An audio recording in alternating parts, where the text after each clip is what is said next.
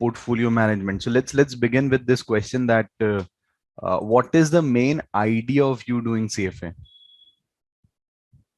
What is the whole purpose of doing of getting into this course? So to understand financial markets. Okay, and how can you help your clients? See, ultimately you'll have to work with your clients. Now, how can you help with your clients? What can you provide? What can you bring onto the table? मतलब Sir, by providing हम my expertise expertise in finance.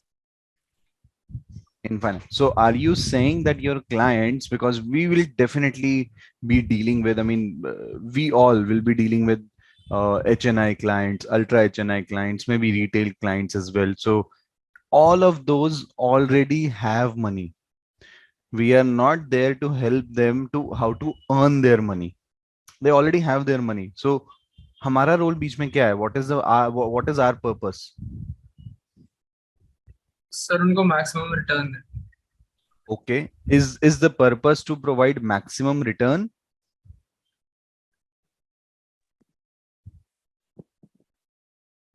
Is that the case? होना तो यही है. Needs के according वो suggest करें कि मतलब आपके लिए कौन सी इन्वेस्टमेंट सही है. Okay, so it says as per needs. Okay, to counter your first point, which is maximum return, if that's the case, तो यार फिर छोड़ो ना, बॉन्ड वगैरह का क्या करना है कि bond will give you 6, 7, 8% का yield, not more than that. Equity will give you 10, 12% का return, not more than that. Maybe 15%. How about crypto? Crypto में पैसा डलवा देते हैं सबका. सर बट वो हर कोई वॉलेटिलिटी झेल नहीं पाता ना क्रिप्टो की. हाँ, so the idea is not to provide maximum return to the client. The idea is to fulfill their financial goals. And in order to fulfill client's financial goal, you as an analyst, it is going to be your responsibility to speak to the client ke boss aisa hai, this can be done, this cannot be done. If you want to do this, maybe you would have to take a higher risk. For example, if consider a case where your client is earning, let's say 2 lakh rupees per month. 2 lakh per month. Now, if he says, after 2 years, I want to buy a villa worth rupees 7 crores. What can you suggest to him?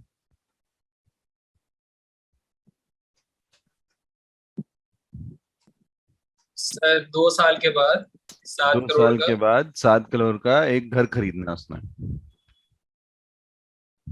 Sir अब इसमें थोड़ा TVM लगाना पड़ेगा पहले तो.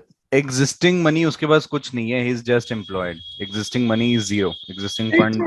Impossible task नहीं लग रहा. मतलब बहुत हाई एम कर ले उसने सिर्फ 2 years में 7 करोड़. हाँ, उसकी करंट इनकम 2 lakhs है तो he won't be investing the entire money ना. उसमें से कुछ पार्ट इन्वेस्ट करेगा 2 lakhs में से. हम उसको भी कह सकते हैं कि अपने टाइम लिमिट बढ़ाओ या फिर बहुत रिस्क इन्वेस्टमेंट्स में इन्वेस्ट करो, क्रिप्टो, बिटकॉइंस. शायद तो भी ना हो सके ना, क्योंकि Yes. 2 साल में he is earning what 1 year. 1 साल में कितना कमा रहा है? 24 लाख. 2 साल में व्हाट 48. ना, विद 48 lakhs आप जितना भी रिटर्न कमा लो, reaching 7 crores it's quite tough. It's quite tough. So it is your responsibility as an analyst, as a portfolio manager कि boss ऐसा है, your this goal doesn't look like a goal. This more looks like a dream. So this cannot happen. But if he says, boss, I want to go on a vacation to Europe, let's say worth 8 lakhs. Is this possible? Yes, sir. Can you plan this for him? No, I Yes, mean, sir. plan करने का मतलब ये नहीं कि आप उसके itinerary बना के दोगे. Plan करने का मतलब, can you plan these 8 lakhs rupees for him so that he can have his he can have his goal completed? We can do this. Now, how will we do this? This is our responsibility. Now, for this, we will consider कि अच्छा boss आपको equity में इतना डालना चाहिए, आपको bonds में इतना डालना चाहिए, या maybe आपको crypto में इतना डालना है, या bitcoin में कितना डालना है. That all is a second step.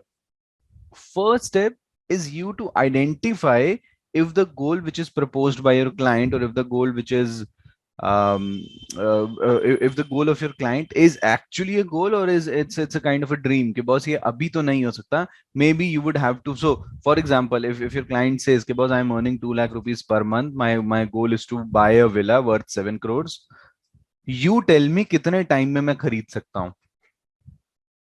Now that's an open-ended question. Can you answer this? Yes. How? हम अगर फ्यूचर वैल्यू ये 7 करोड़ ले ले और अगर हम पीएमटी कुछ भी मतलब उस क्लाइंट के अकॉर्डिंगली ले ले तो उसके अकॉर्डिंग टाइम पीरियड हम खुद निकाल लेंगे. मार्केट रेट ऑफ इंटरेस्ट तो हमें पता ही होगा कि कितने पे इन्वेस्ट करना. Correct. So if he asks you this question, कि boss I want to buy this house at 7 crores, you tell me how many years and how many months I can buy that. First is you have to analyze कि अच्छा ये हो सकता है, हाँ ये तो अब तो लग रहा है हो सकता है. Then you will see अच्छा 2 lakhs is your income. How much will be your saving? How much money are you ready to invest? So that becomes your PMT, and then everything is put TVM in function, and you have your time in place. So that's the kind of questions you are going to get when you start your professional journey in portfolio management. So portfolio management is not about selecting stocks. It will come, but at the later end. Don't forget what is the bigger picture. Why do I want to invest in a stock? Because I want to earn money. With money, what will I do? I will spend. So I have to plan my spendings accordingly so that I have enough money in order to fund my spendings. If let's say my client says, okay, boss, and see, these are practical questions. You will get this for sure. If you're working into portfolio management domain, you will definitely get these sort of questions. Your client says, okay, boss, I have to plan for my son's, let's say, post graduation. Now, post graduation as of now from a good university in India, even in India, would cost somewhere around, let's say, 40 lakhs. This is cost as of today. Funding this after 10 years, you won't require 40 lakhs after 10 years. You will require more than that. So take this, iska future value nikalenge. Let's say this comes out to be 60 lakhs. Now, after 10 years, you need 60 lakhs available to your client. Fund him in a way, provide him a way, ke boss, make a SIP, make a PMT of this of this much amount, and tell him ke boss, this is achievable or not. If not, how much more money does he need to save? So all those things would come into picture once you get into portfolio management domain. High probability in India as well, high probability portfolio management domain, you I mean, you're more prone to find jobs in portfolio management, in research, in portfolio management. So these are the kind of question that you will be asked for. तो वैसे freshers को मिल जाती है portfolio management में? Directly आपको Just fund after manager की graduation. Job नहीं मिलेगी. मतलब if you ask me, directly आपको फंड मैनेजर की जॉब नहीं मिलेगी. सो with this portfolio management, I'll try to bifurcate जो हम portfolio manager अपने दिमाग में, हमारे दिमाग में एक इमेज होती है, और जो एक्चुअल काम है portfolio manager का. So your entire level 1 portfolio management is simply based on one formula. So if you get the formula right, if you get the understanding of that formula right, your I wouldn't say completely, but maybe 30, 35%, 40% of your portfolio management can become like a cakewalk. So we discussed this formula yesterday as well. It was basically variance for your portfolio, or basically risk for your portfolio. Remember formula? Yes, sir. बताओ क्या है? Rate of portfolio 1 into standard deviation of 1. weight of का whole square sir. whole square. मतलब हाँ individual sir square, whole square तो होता ही है. Individual square, just weight of weight of portfolio. second square, weight standard deviation of second square. Plus 2 into covariance of इसको हम यही बोल सकते हैं ना कि ये दो रिस्की एसेट्स का है वेरिएंस. हाँ, सो सी द फॉर्मूला, मतलब इस फॉर्मूले की बेसिक assumption ये है कि एक मेरे स्टॉक में दो ही एसेट्स हैं और दोनों रिस्की हैं. मतलब ऐसा नहीं है कि भाई मेरे मेरे पोर्टफोलियो में बहुत सारे एसेट्स हैं, दो ही एसेट्स हैं, मैंने उन दोनों को ले लिया. As I increase my assets, obviously my formula gets elongated. Just allow me a moment.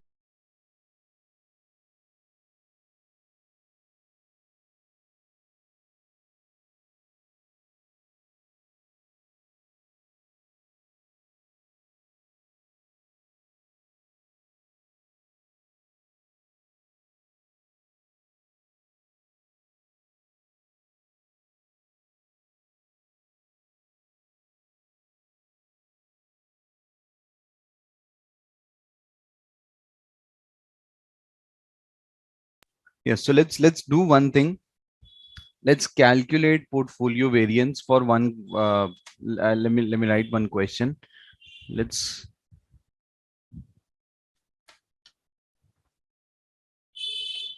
So there are two assets A and B. Um, take expected return from A and B to be 15 and 20%. Take standard deviation to be 8% and 12%. And we are invested 50% into asset A and 50% into asset B. Calculate both expected return from my portfolio and what is the risk. Sir एक बार covariance का formula बता दो sir, क्या था? Covariance का formula तो required ही नहीं है सर, इसमें वो नहीं लगाना जो नहीं. दो Okay, रिस्की एसेट्स है. I'll give you correlation na. So let's say correlation is let's say 0.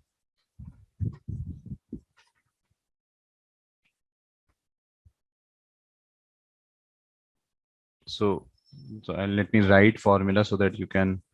So the variance of portfolio, or let's say not variance, maybe standard deviation of your portfolio to be weight of A square,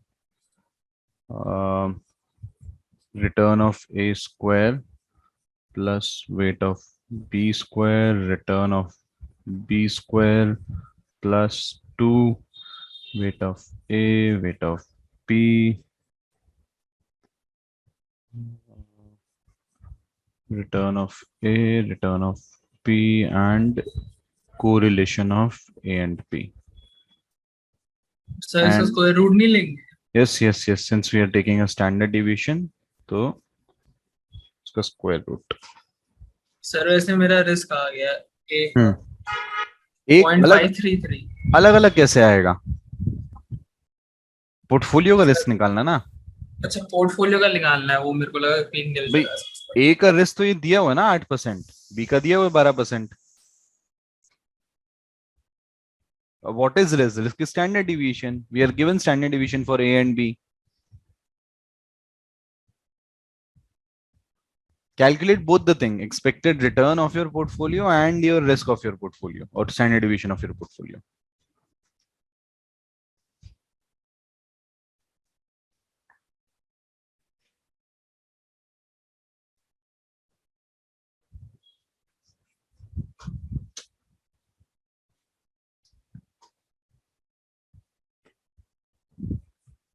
Difficult, easy हो जाना चाहिए था अब तक.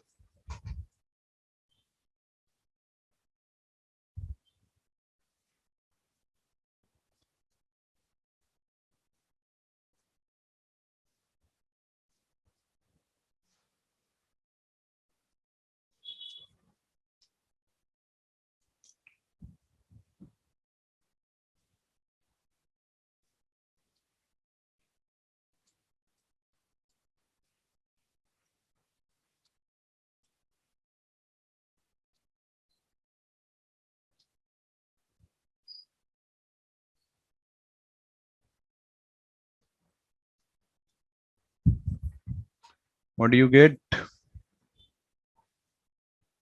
So calculate.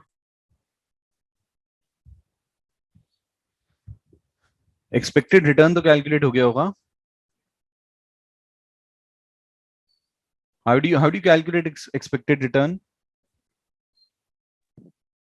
Return into weight. Sir दोनों का वो average निकाल Yes. देंगे. So return of A into weight of A plus return of B and weight of B. What do you get for expected return? मैं तो risk ही नहीं लूंगा. Risk निकालो. बट इतना टाइम लगना नहीं चाहिए. इजी सिंपल क्वेश्चन है क्वांट का.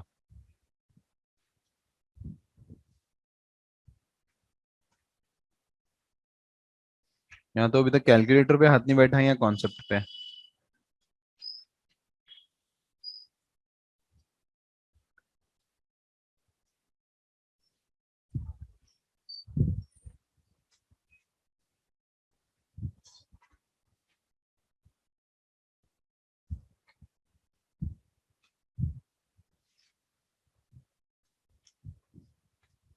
सर स्टैंडर्ड डेविएशन तो आ गया. क्या आया? 0.0721. 0.0721 which is 7.21%. Yes. 7.21%. Okay. Sir correlation तो जीरो ही लेंगे ना सर, वो दोनों में जो 2 वाला है. Correlation zero.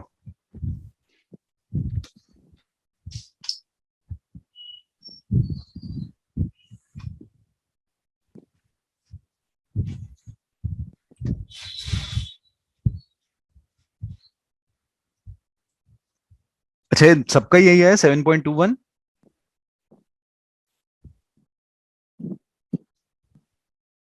या अलग आंसर्स हैं?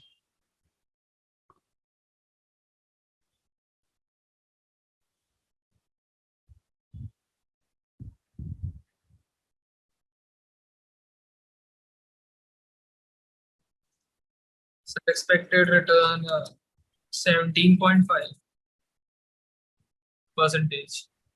17.5%. Okay. So everybody please validate if these answers are correct.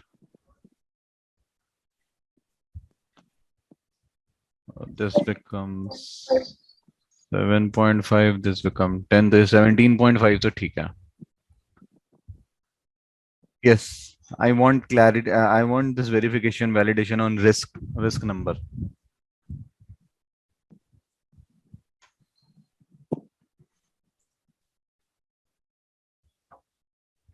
Vanshika, Anushka, answer नहीं है.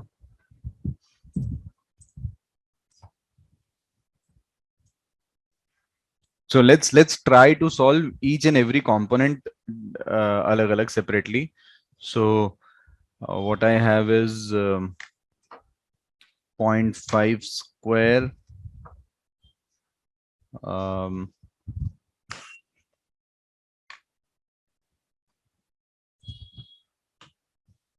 0.5 square into what do I have?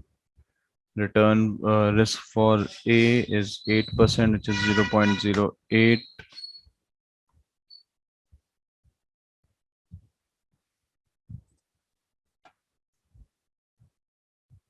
Square, I get this. Then 0.08 ke badle, I need to put in 12. Third item is going to be 0 क्योंकि correlation is 0. So if I add these two things and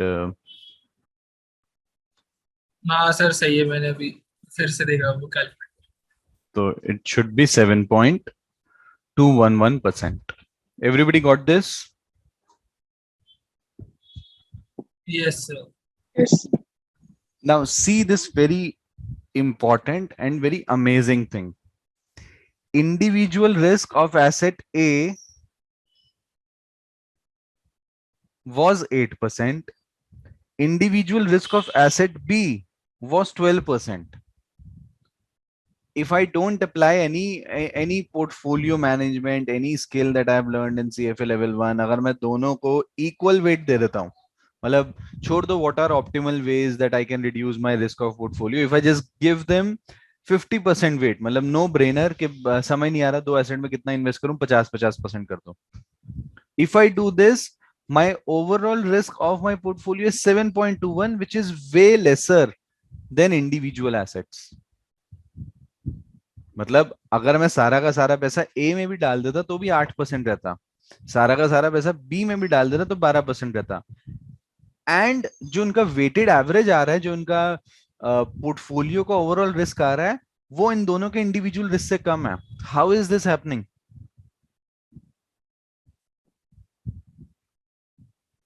उसका correlation zero था. Correlation sir zero था ना sir, इसीलिए. क्योंकि उसका correlation zero है. अगर मैं कोरिलेशन चेंज करता हूं, let's make it correlation to 1.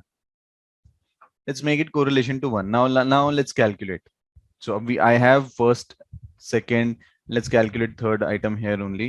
So it's 2 into weight of A into weight of B into risk of A into risk of B into correlation, which is going to be 1. So if I do this,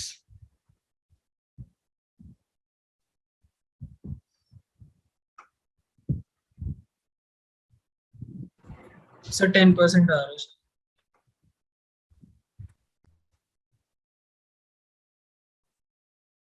yeah, that's 10%.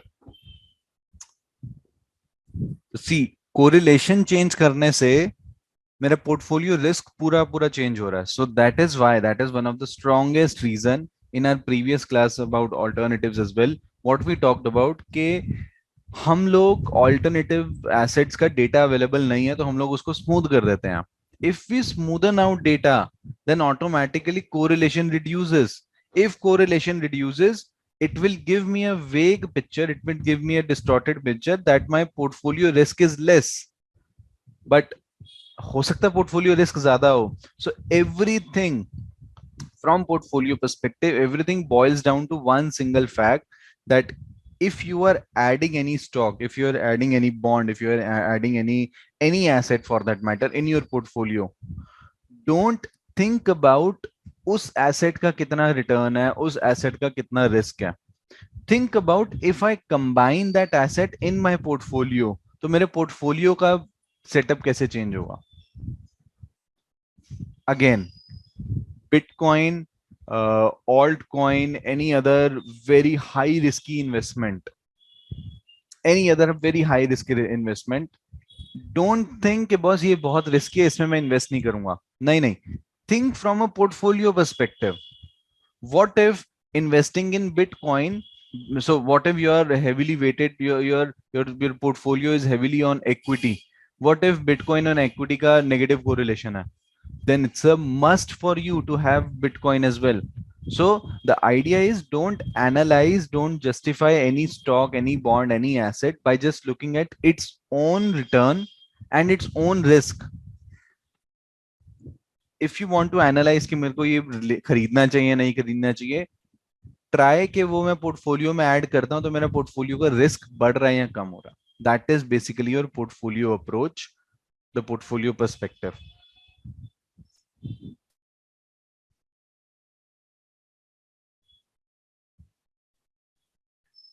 Does it make sense? Yes sir. So this is basically your modern portfolio theory.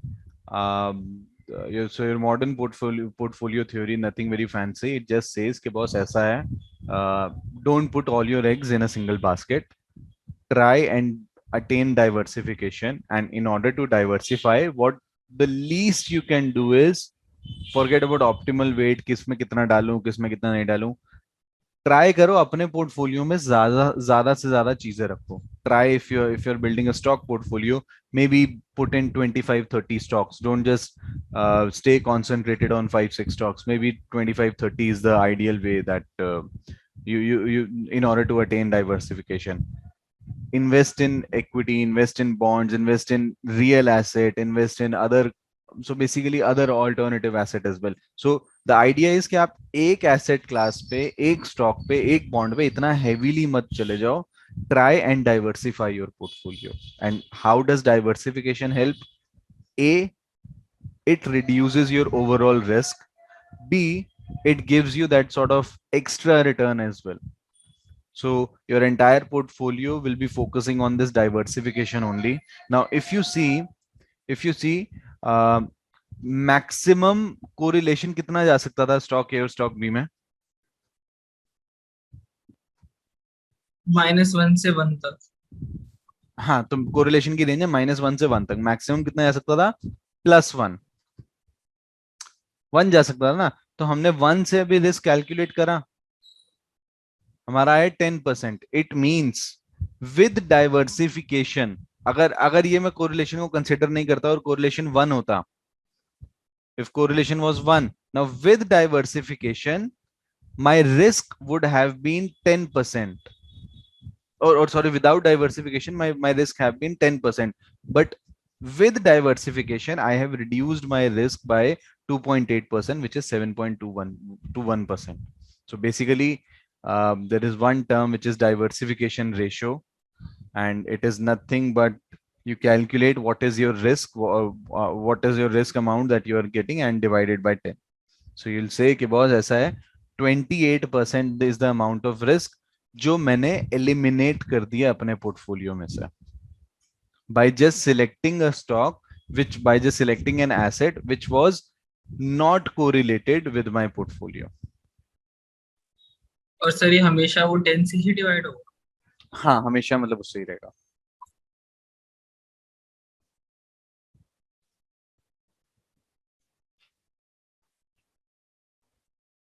ठीक है, so I'll give you very easy way of understanding portfolio approach. So going back to the discussion that we started off with, that how does, so don't think yourself as a stock analyst for this class, for portfolio management class. Don't think yourself as a portfolio as a stock analyst. Consider yourself as a portfolio manager. Now in India we don't have very high trend of portfolio manager. हम लोग portfolio manager और fund manager में बहुत बार confuse होते हैं. So what I am discussing right now is the role of your portfolio manager.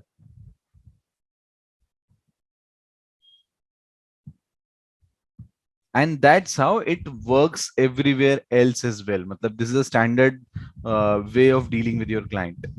So uh, first is, so basically let's go through with the steps, and then maybe so these are the steps, which is when you sit with your client, when you're sitting with your client, you have to analyze its risk tolerance, return objective, time horizon. So basically आप client के साथ बैठोगे, and what all questions you will ask to him. Step 2, top down analysis. Step 3, monitoring. So let me ask you, suppose you are a portfolio manager, you are visiting your client for the first time, you're meeting your clients about discussing about how investment should be. What should be your questions to your client? Has he already invested somewhere? Okay, existing investments. Financial knowledge आपको कितनी है? What are his goals? Goals, financial knowledge.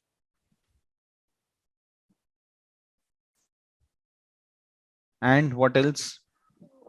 Income source. Income sources. So income sources से हमें उसकी risk appetite पता चल जाए कि मतलब ये Yes. अलग से point होगा। No, so all these things do form your part of your document which you send to your client. So basically income source से आपको ये पता लगेगा कि is he having a stable income source, or जैसे if he's a salaried person, for that matter, if he's a salaried person, you know what is expected to be credited, what amount is expected to be credited in his bank account, let's say on a month end. But if he's a business person, if he belongs to a business family, maybe volatility in his income will be high. More questions? क्या क्या पूछा जाएगा आपके client से? Loans ले रखे हैं? ओ, existing investment से एग्जिस्टिंग फाइनेंशियल पोजीशन में आ जाएगा वो.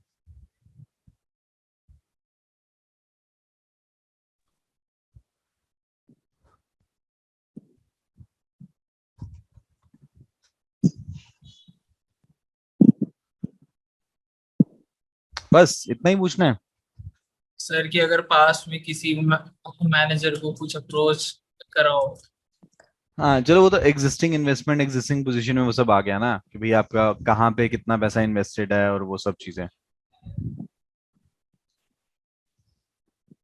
That's about it. फ्यूचरिस्टिक तो पूछो, ये तो सब हिस्टोरिकल हो गया कि बॉस आपका सर वो तो गोल्स गोल्स में आ गया। वही ना, मतलब गोल्स में उसके अकॉर्डिंगली अगर हम उसके इनकम सोर्सेस पता चलेगी तो उसके अकॉर्डिंगली पूछ भी सकते हैं कि वो पर मंथ कितनी इन्वेस्टमेंट कर सकता है उसके गोल्स के अकॉर्डिंग, और हम उसको एक रियलिस्टिक अप्रोच दे सकते हैं। This is amount that needs to be invested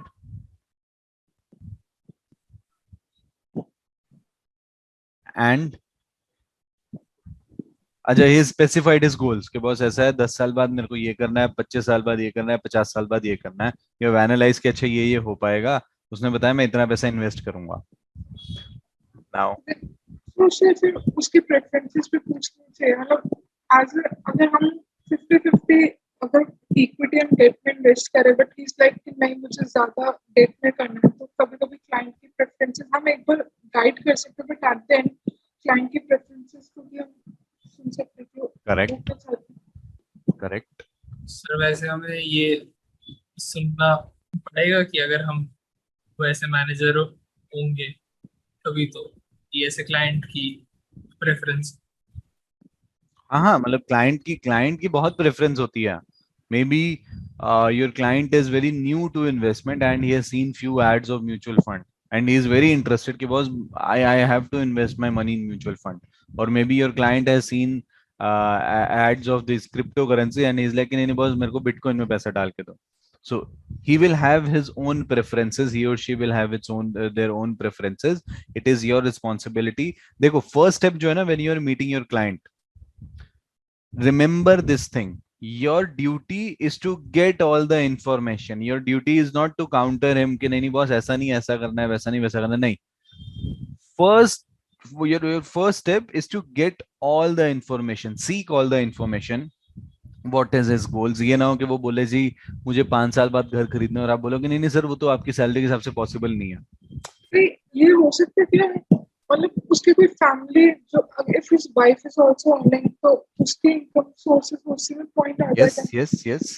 This is extremely valid point because if you both of your so both the partners are working, then it's an added advantage. You can maybe take on more risk. So what you are trying to say is basically मैं उसका risk appetite समझने की कोशिश कर रहा हूँ, that what is the amount of risk that he can afford to take. So if you both are working, if you and your partner are both working, then you have more or less more cushion toward taking risk. So all these things, you will visit your client, you will provide him a questionnaire. So all the big portfolio managers, all the established portfolio manager, they have a set questionnaire to ask these things. These are set questions that you ask to your client, and these are very very very important questions. और आप हर question की बहुत detail में जाते हो. Basic idea is you want to understand, so I'll give you this very lame acronym, but this is the easy way to remember. So you ask ke boss, what you basically try to analyze ke boss, what is the kind of risk, what is the amount of risk that you can take, what is the type of return that you want, what is your liquidity requirement, पैसा कब कब चाहिए, कितना कितना चाहिए, what is your legal situation.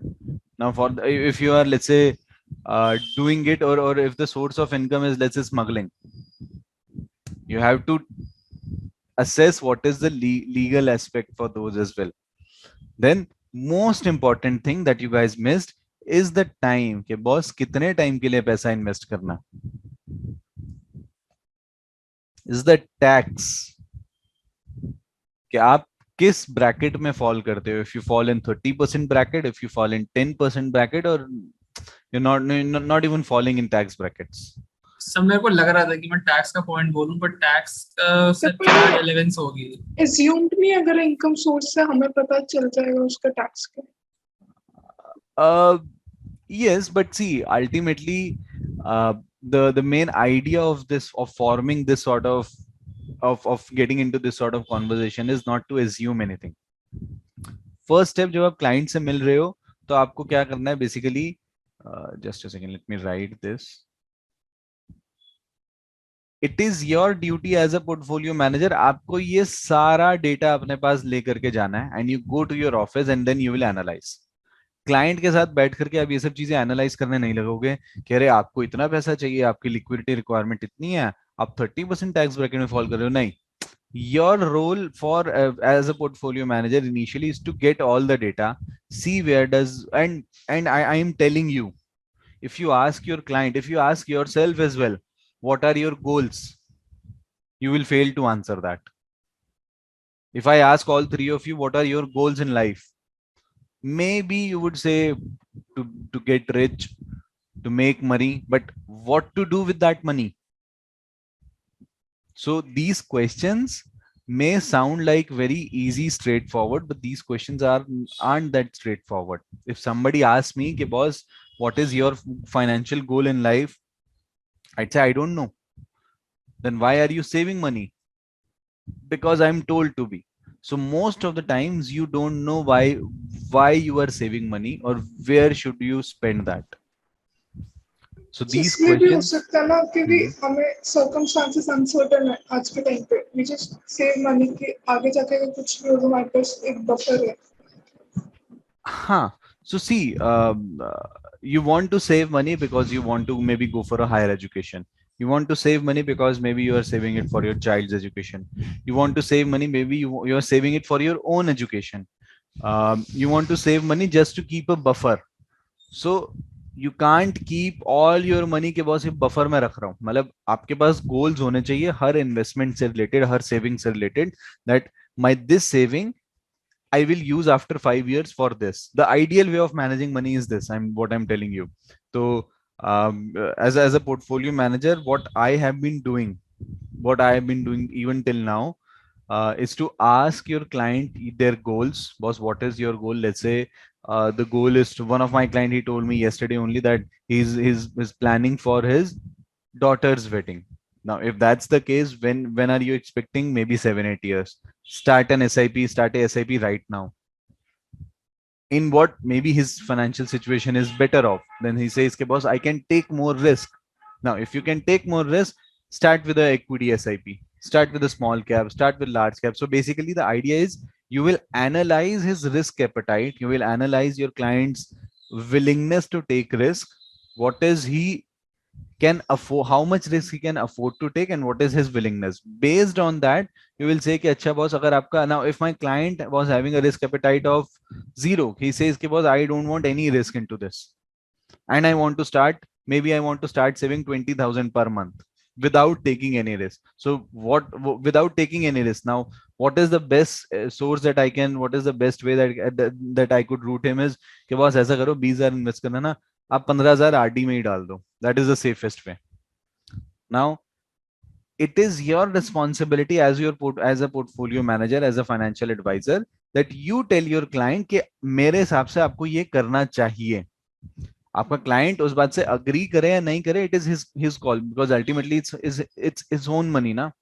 तो he knows it better. तो आपको अपना पॉइंट रखना है कि boss, now you will also see some clients will say कि नहीं बॉस, मेरे को खूब रिस्क लेना है, मेरे को कोई टेंशन नहीं, मैं रिस्क लूंगा, but you know his financials are not that strong. Then as a portfolio manager, it is your responsibility to tell him कि boss ऐसा है, this cryptocurrency is not for you. This is high risk high return game, this is not for you. You are already sitting on a big loan or something. So maybe don't do that. Don't go into cryptocurrency, or if you want to maybe invest some, so invest a smaller portion into risky, rest invest in the safer instruments. So these things, so I'll give you this acronym for to memorize this.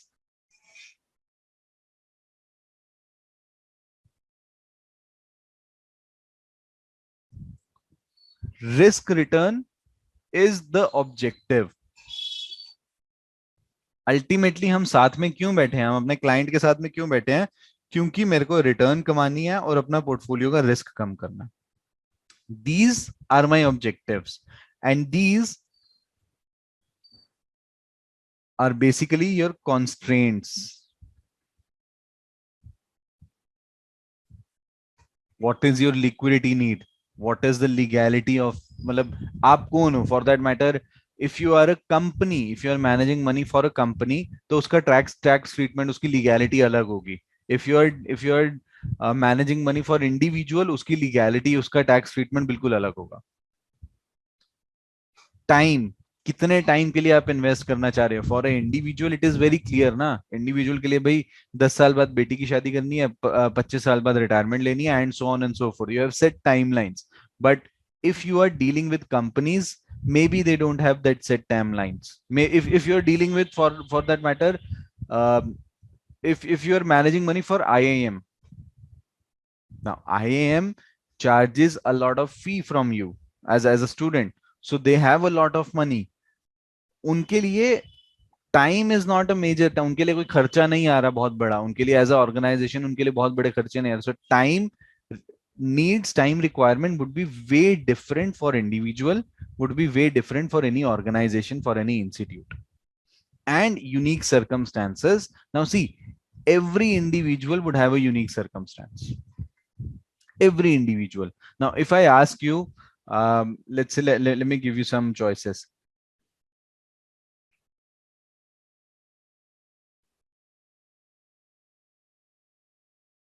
Now if you have 100 rupees, किस proportion में आप इन 3 stocks में invest करोगे? 33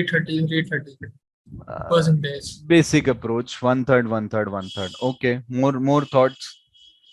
depend करता है आपका कितना, आपको सेफ इन्वेस्टमेंट्स करनी तो एसबीआई में ज्यादा कर लो, अगर उससे थोड़ी बेटर करनी है तो रिलायंस में, या फिर बाद में एशियन पेंट्स में, या रिलायंस में ज्यादा क्योंकि उसका नेम है.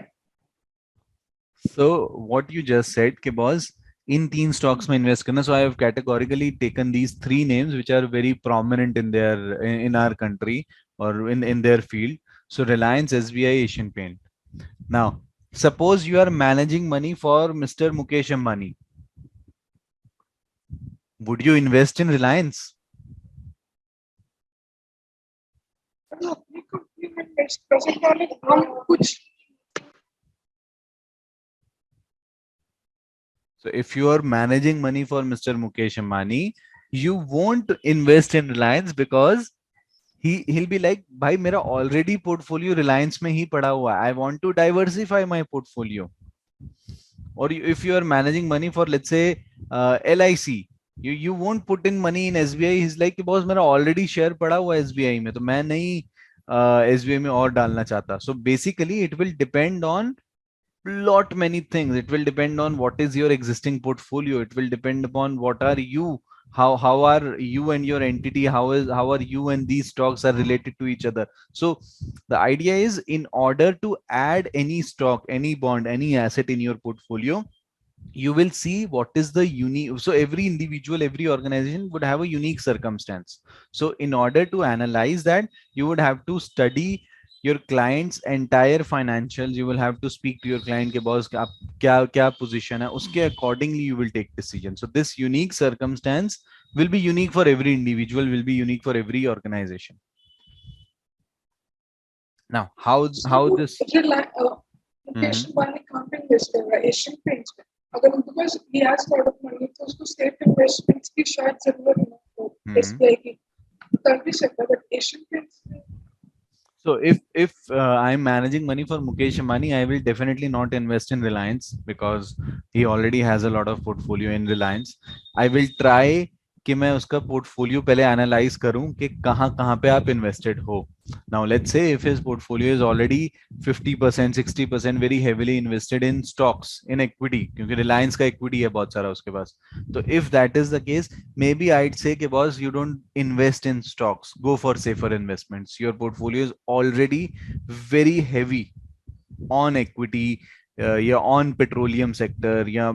So again, you would have to see his financials, you will have to see what is his existing investment looks like.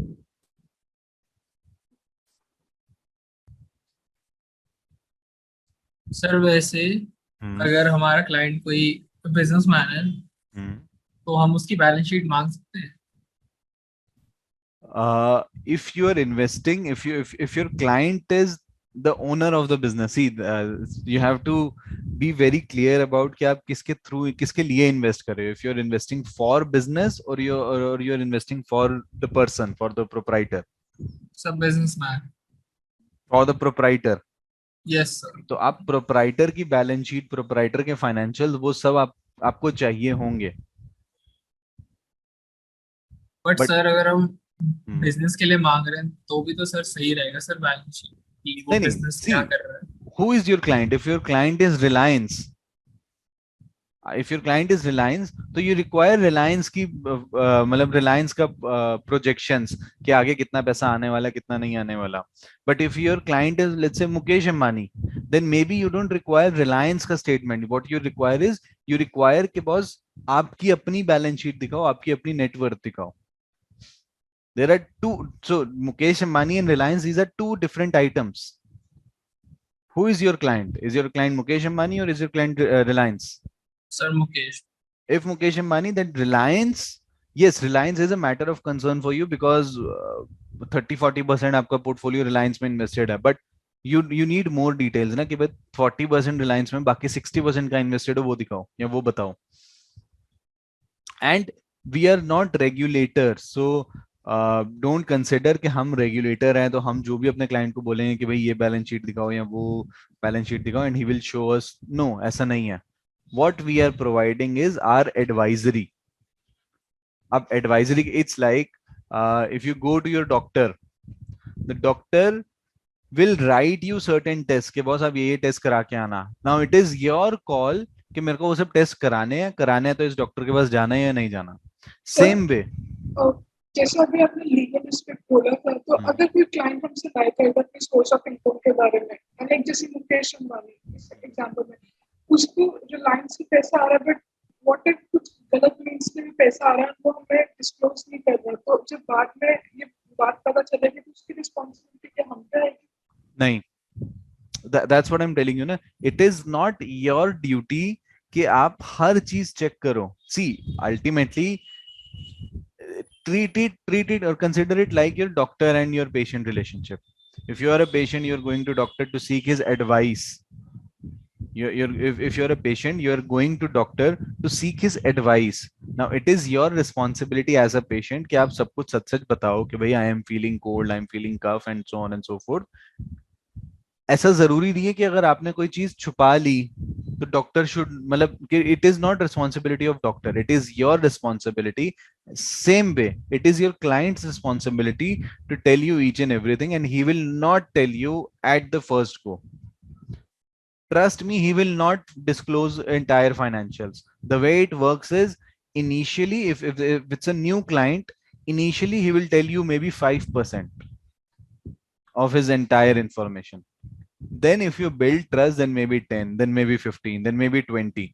So very rarely this would happen that your client will give you complete transparent picture कि हाँ ये मेरे financials है, इतना I'm earning. He will give you an approximate range. If you ask him कि boss महीने का कितना invest कर पाओगे, so he will tell you 10-15 हजार कर लूंगा. Now if he sees that this 10-15 or the way you are managing this 10-15 thousand in an efficient way, in a productive way, he will come to you and say कि boss ऐसा है 10-15 नहीं, I can invest more 30-35, just tell me where to invest. So you have to build that trust. And when I talked about legal aspect, the idea is not कि भाई मैं CBI को complaint करूं या मैं ED को complaint करूं that see this money is not coming from the right way.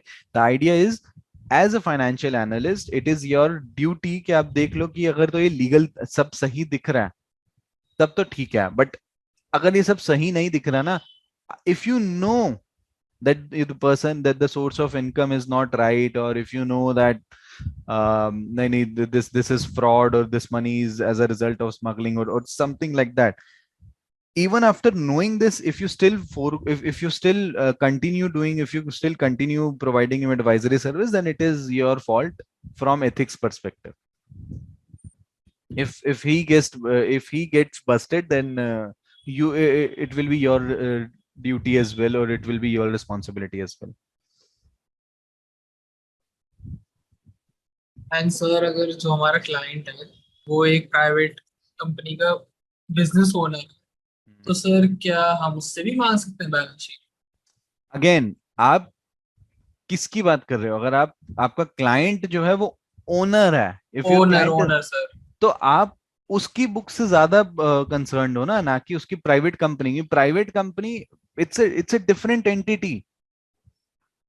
Company के नाम पे चीजें होना अलग बात है, आपके ओनर के नाम पे चीजें होना अलग बात है। You are more concern about your client, not his business. Okay sir.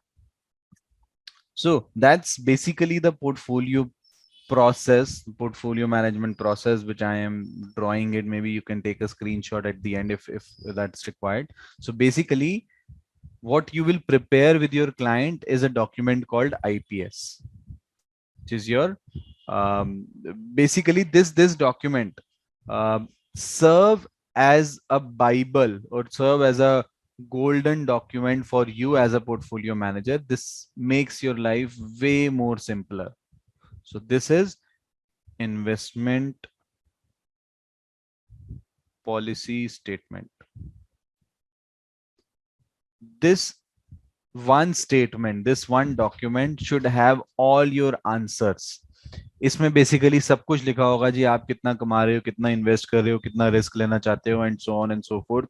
All the information about your client will be mentioned here, and this will be filled by your client only. So nothing can go wrong here, and nothing should go wrong here. So this document will make your life as a portfolio manager way more easier, क्योंकि इसमें आपको, अब इसमें ना दो चीजें बहुत explicitly mention होंगी, बहुत एक्सप्लिसिटली. एक तो गोल्स, कि भाई मैं किस काम के लिए पैसा जोड़ रहा हूं, गोल्स बहुत एक्सप्लिसिटली मेंशन होने चाहिए. और दूसरा, आपका रिस्क रिटर्न का पर्सपेक्टिव क्या रहने वाला है. Now if after doing all bit of analysis you come out to the conclusion that the client can afford to take some risk, moderate level of risk आपका client ले सकता है, और उसको एक moderate level की या एक high level की return चाहिए. Now if you ascertain this, this is basically the statement that you and your client sit together and prepare.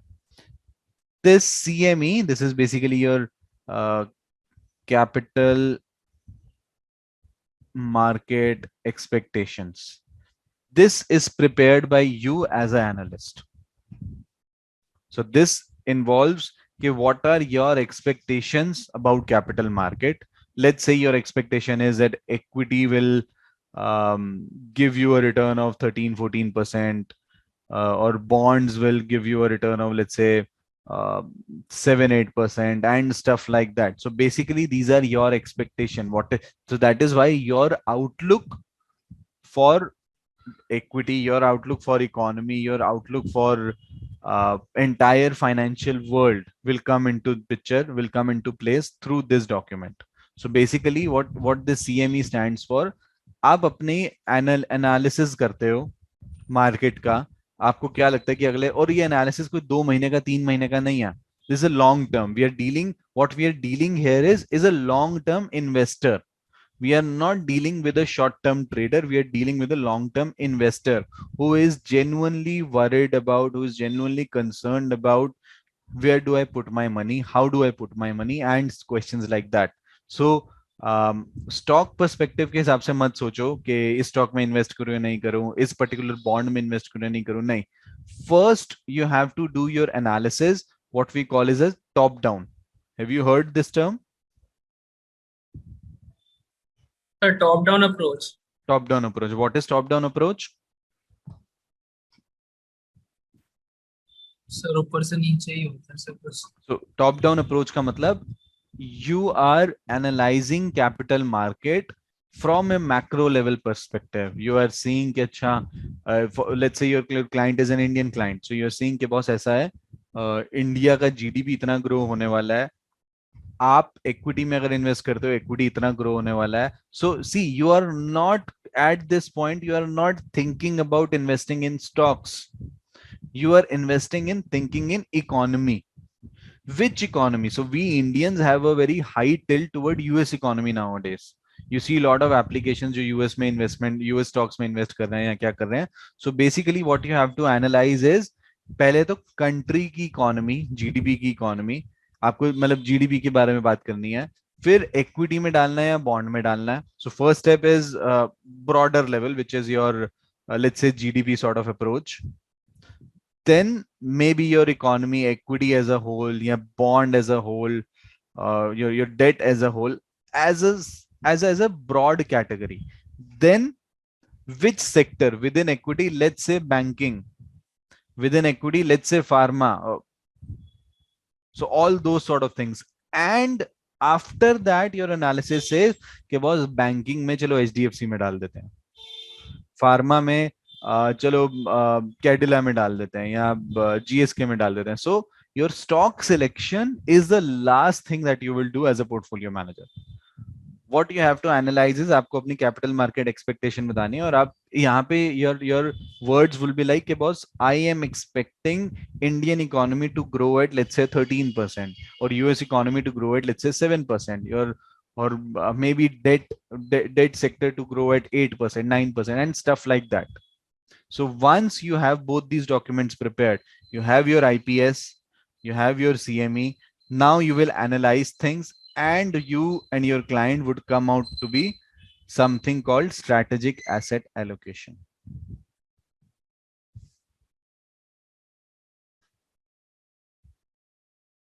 Strategic asset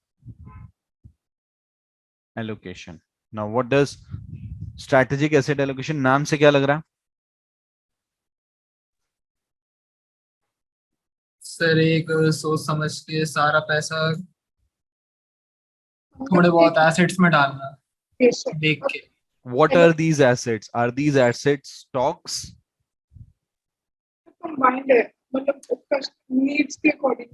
Stocks Yes, में so this उसके is debt भी हो सकता है. yes, so this is not specific. I am again emphasizing it again. This is not specific to investing in stocks. This is specific to investing in equity. Let's say you come out with a strategic asset allocation कि boss ऐसा है, invest 70% of your assets in equity, invest let's say 20% of your assets in let's say debt, and invest 10% of your asset in let's say alternative.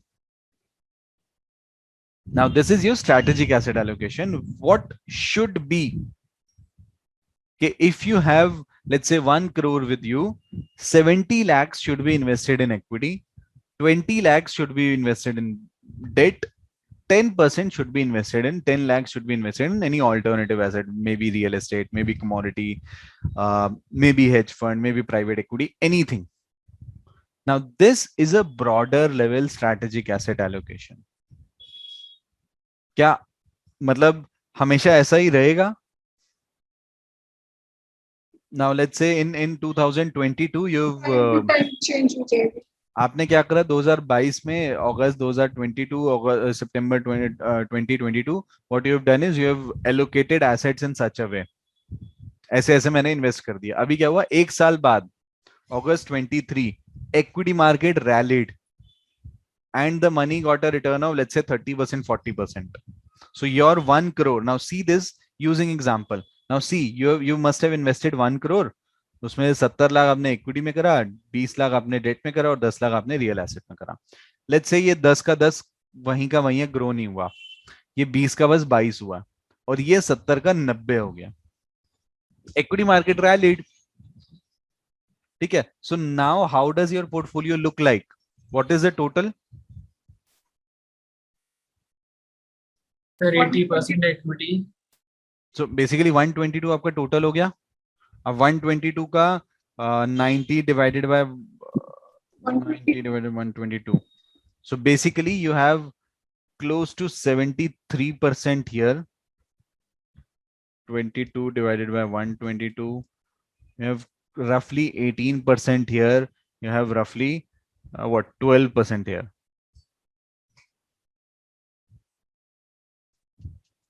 this is 8%. ठीक है, this happened after 1 year. After 2 year, again equity market rallied. So let's say this 90 became 130, this 22 became stayed or stayed 23, and this 10 became, let's say, 12. Now what are the percentages?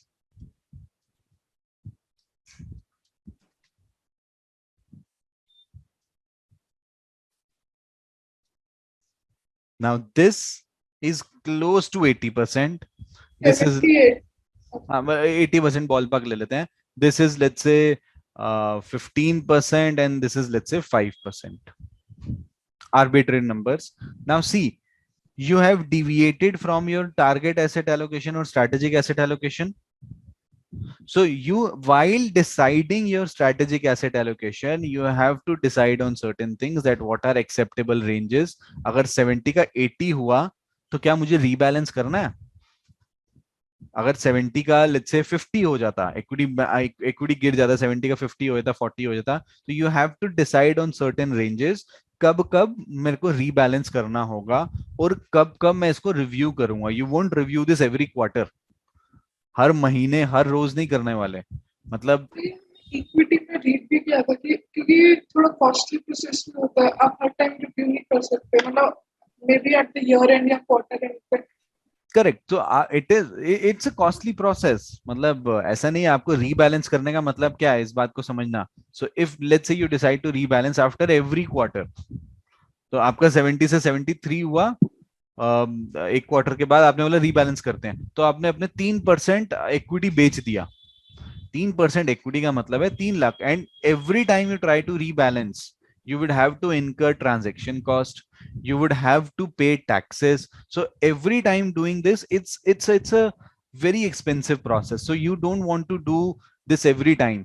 So set a timeline कि boss ऐसा है, मेरी acceptable range जो है ना, let's say, मेरी acceptable range जो है ना वो है ±20%. So for each and everything, let's say ±20%, ±10%, ±5%.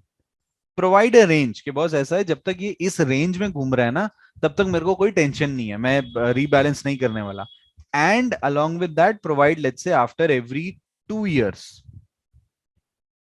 after every 2 years I will review where I am standing. Now does that matter? Now important thing, in 2020, in February 2020, in March 2020, your equity market crashed like anything. मतलब 15,000 का हमारा Nifty 8-9 हजार पे आ गया था, 7,000 पे आ गया था. तो your equity market corrected for let's say 35-40% in single 1 month. February और मार्च, एक महीने के अंदर 2020 में, when it was starting of COVID, your equity market crashed. Ideally as an investor, आपको उस टाइम पे पैसा डालना चाहिए था. As an investor, this was the golden era for you to make a lot of money. So as an investor, you should have put a lot of money. So the idea is, market will provide these opportunities in every 2-3 years, 4 years, 5 years. Market will provide any opportunity. So you have to stay ready as an analyst कि boss, अगर मेरे को opportunity दिखेगी, तो I will deviate from this strategic asset allocation, and maybe I will use tactical asset allocation for short term. This is long term. Short term के लिए हो सकता है, ऐसे मेरे को अभी दिखा कि यार ऐसा है, पिछले 3 महीने में ना बिटकॉइन बहुत गिर गया. I am expecting Bitcoin to go up in next 3 months. So what I can do is, what I can propose as an analyst is कि बॉस ऐसा है, थोड़ा सा पैसा इक्विटी से निकाल लो, थोड़ा सा पैसा डेट से निकाल लो, इसमें डाल दो. There is an opportunity. I know if there is a set strategic asset allocation, तो मेरे को उस asset allocation को follow करना है. But if there are any opportunities available, I can take that, or at least I will propose that because there is an opportunity that I can see. So if there is an opportunity, I can deviate in short run, but ultimately long run में मेरे को मेरा strategic asset allocation ही follow करना. तो आपसे पूछना है क्योंकि जब कोविड के टाइम पे हम डेट में ज्यादा इन्वेस्ट करते हैं या इक्विटी में, बिकॉज मार्केट अनसर्टेन है, तो मतलब कैसे करते हैं उस टाइम पे, मतलब जिसने इन्वेस्टमेंट करी उन्होंने कैसे करी. see, there's a very crude saying and a very unfair way of saying this, but the people who are real traders love blood in the market. So real traders actually wait to market to fall, to market to crash. So I know a lot of people. I personally, even I as well. I know a lot of people who literally sold each and every asset that they had. एक एक equity बेच दिया, सब कुछ बेच दिया, but I was at that point maybe advocating कि नहीं यार अभी equity से बेचो मत, अभी तो और पैसा डालने का टाइम है. I recommended most of my clients to put more money in equity. क्योंकि see, if you are strong in your fundamentals for Indian as an analyst in Indian market, I know about Indian market. Indian market is very strong fundamentally. ऐसा नहीं हो सकता कि हमारा Indian market जो Nifty 17,000 18,000 19,000 चल रहा है वो 8-9 हजार पे सस्टेन कर जाए, नहीं हो पाएगा. We have a lot of money, we have a lot of inflow, we have a lot of potential from Indian perspective. So if something is available, if there, so it's like if there is a sale on Amazon, what do? Refrain from entering into that? No. What you do is आप खरीदते हो उस time पे चीजें. So if market falls like 10%, like 20%, like 30% in a month or so, it's a good buying opportunity. I know you at that point in time there is a panic in the market कि अरे पता नहीं और market कितना गिरेगा, पता नहीं क्या होगा. So buy in tranches. If you have 100 rupees, maybe buy in 5 tranches, maybe buy in 6 tranches. आपको लग रहा है यार शायद और गिर सकता है, ठीक है, 100 में से अभी 10 रुपया ही डालो, ज्यादा मत डालो, बट डालो कुछ मार्केट में उस टाइम पे. if there is an opportunity, if you see an opportunity available in 2007 and 8, um, your market crashed like anything, just like covid. Your market crashed. हाँ, उसके बाद रिकवर नहीं करा था इतना जल्दी. अभी क्या है, अभी मार्केट बहुत जल्दी रिकवर कर गया. मार्च 2020 में मार्केट गिरा और मार्च 2021 तक आते आते योर मनी गॉट डबल्ड. मतलब निफ्टी आपका 7,000 8,000 से 16,000 चला गया. तो if you would have done nothing, forget about stock investing, आपने निफ्टी का ईटीएफ भी खरीदा होता तो भी पैसा डबल था. So the idea actually is मेरा पॉइंट इसलिए था बिकॉज उस टाइम पे काफी लोगों की जो सोर्स ऑफ इनकम थी वो अनसर्टेनिटी है, मतलब हाफ हो गई थी, तो उसके अकॉर्डिंगली फिर वो इक्विटी में इन्वेस्ट करते थे. उन्हें मतलब इतने अवेयर नहीं होते इक्विटी के लिए, मतलब वो थोड़ा उनके लिए रिस्की नहीं हो जाता. हाँ बिल्कुल. So obviously it is risky. So equity investing is not कि आप अपना सोल अर्निंग या आप इसमें डाल दो. It is always like this. So okay, if this is clear, maybe you can take a screenshot of this if that is required. I want a clean page. और sir हमें अपने जो भी क्लाइंट होता है उसको सारी बातें वो बतानी होती कि हमने यहाँ पैसा लगाया और हम ये एक्सपेक्ट कर रहे हैं कितना return generate. yes, be transparent as much as possible. ऐसा नहीं है कि आप अपने मन से कोई प्रोडक्ट बना रहे हो. आप इक्विटी में अगर इन्वेस्ट कर रहे हो, so to answer your first question which was like कि सर हम उस टाइम पे तो इतना अनसर्टेन माहौल था, उस टाइम पे ऐसा था. सो सी, ideally what you should have, so I know most of you are not working as of now, but once you start working, what you should have is your 6 months salary as a buffer. If you are withdrawing 1 lakh per month as your salary, then maybe you should have 6 lakh parked in your safe investments. Safe investment being maybe get an FD, maybe keep it in your saving account, maybe put in a money market mutual fund, or the idea is keep it as handy as possible. 6 months salary is bare minimum that you should have in your buffer. That's one. Then apart from that, you generally buy your insurances. You buy your health insurance, you buy your life insurance. Now these 2-3 things are very important. As a it is good, it will be good if you buy these things as early as possible, so that the premium doesn't increase much. So the idea is आपको 6 महीने की salary, 6-8 महीने की salary, insurance अपना ये सब रखना है, so that now with this you are prepared for any rainy day.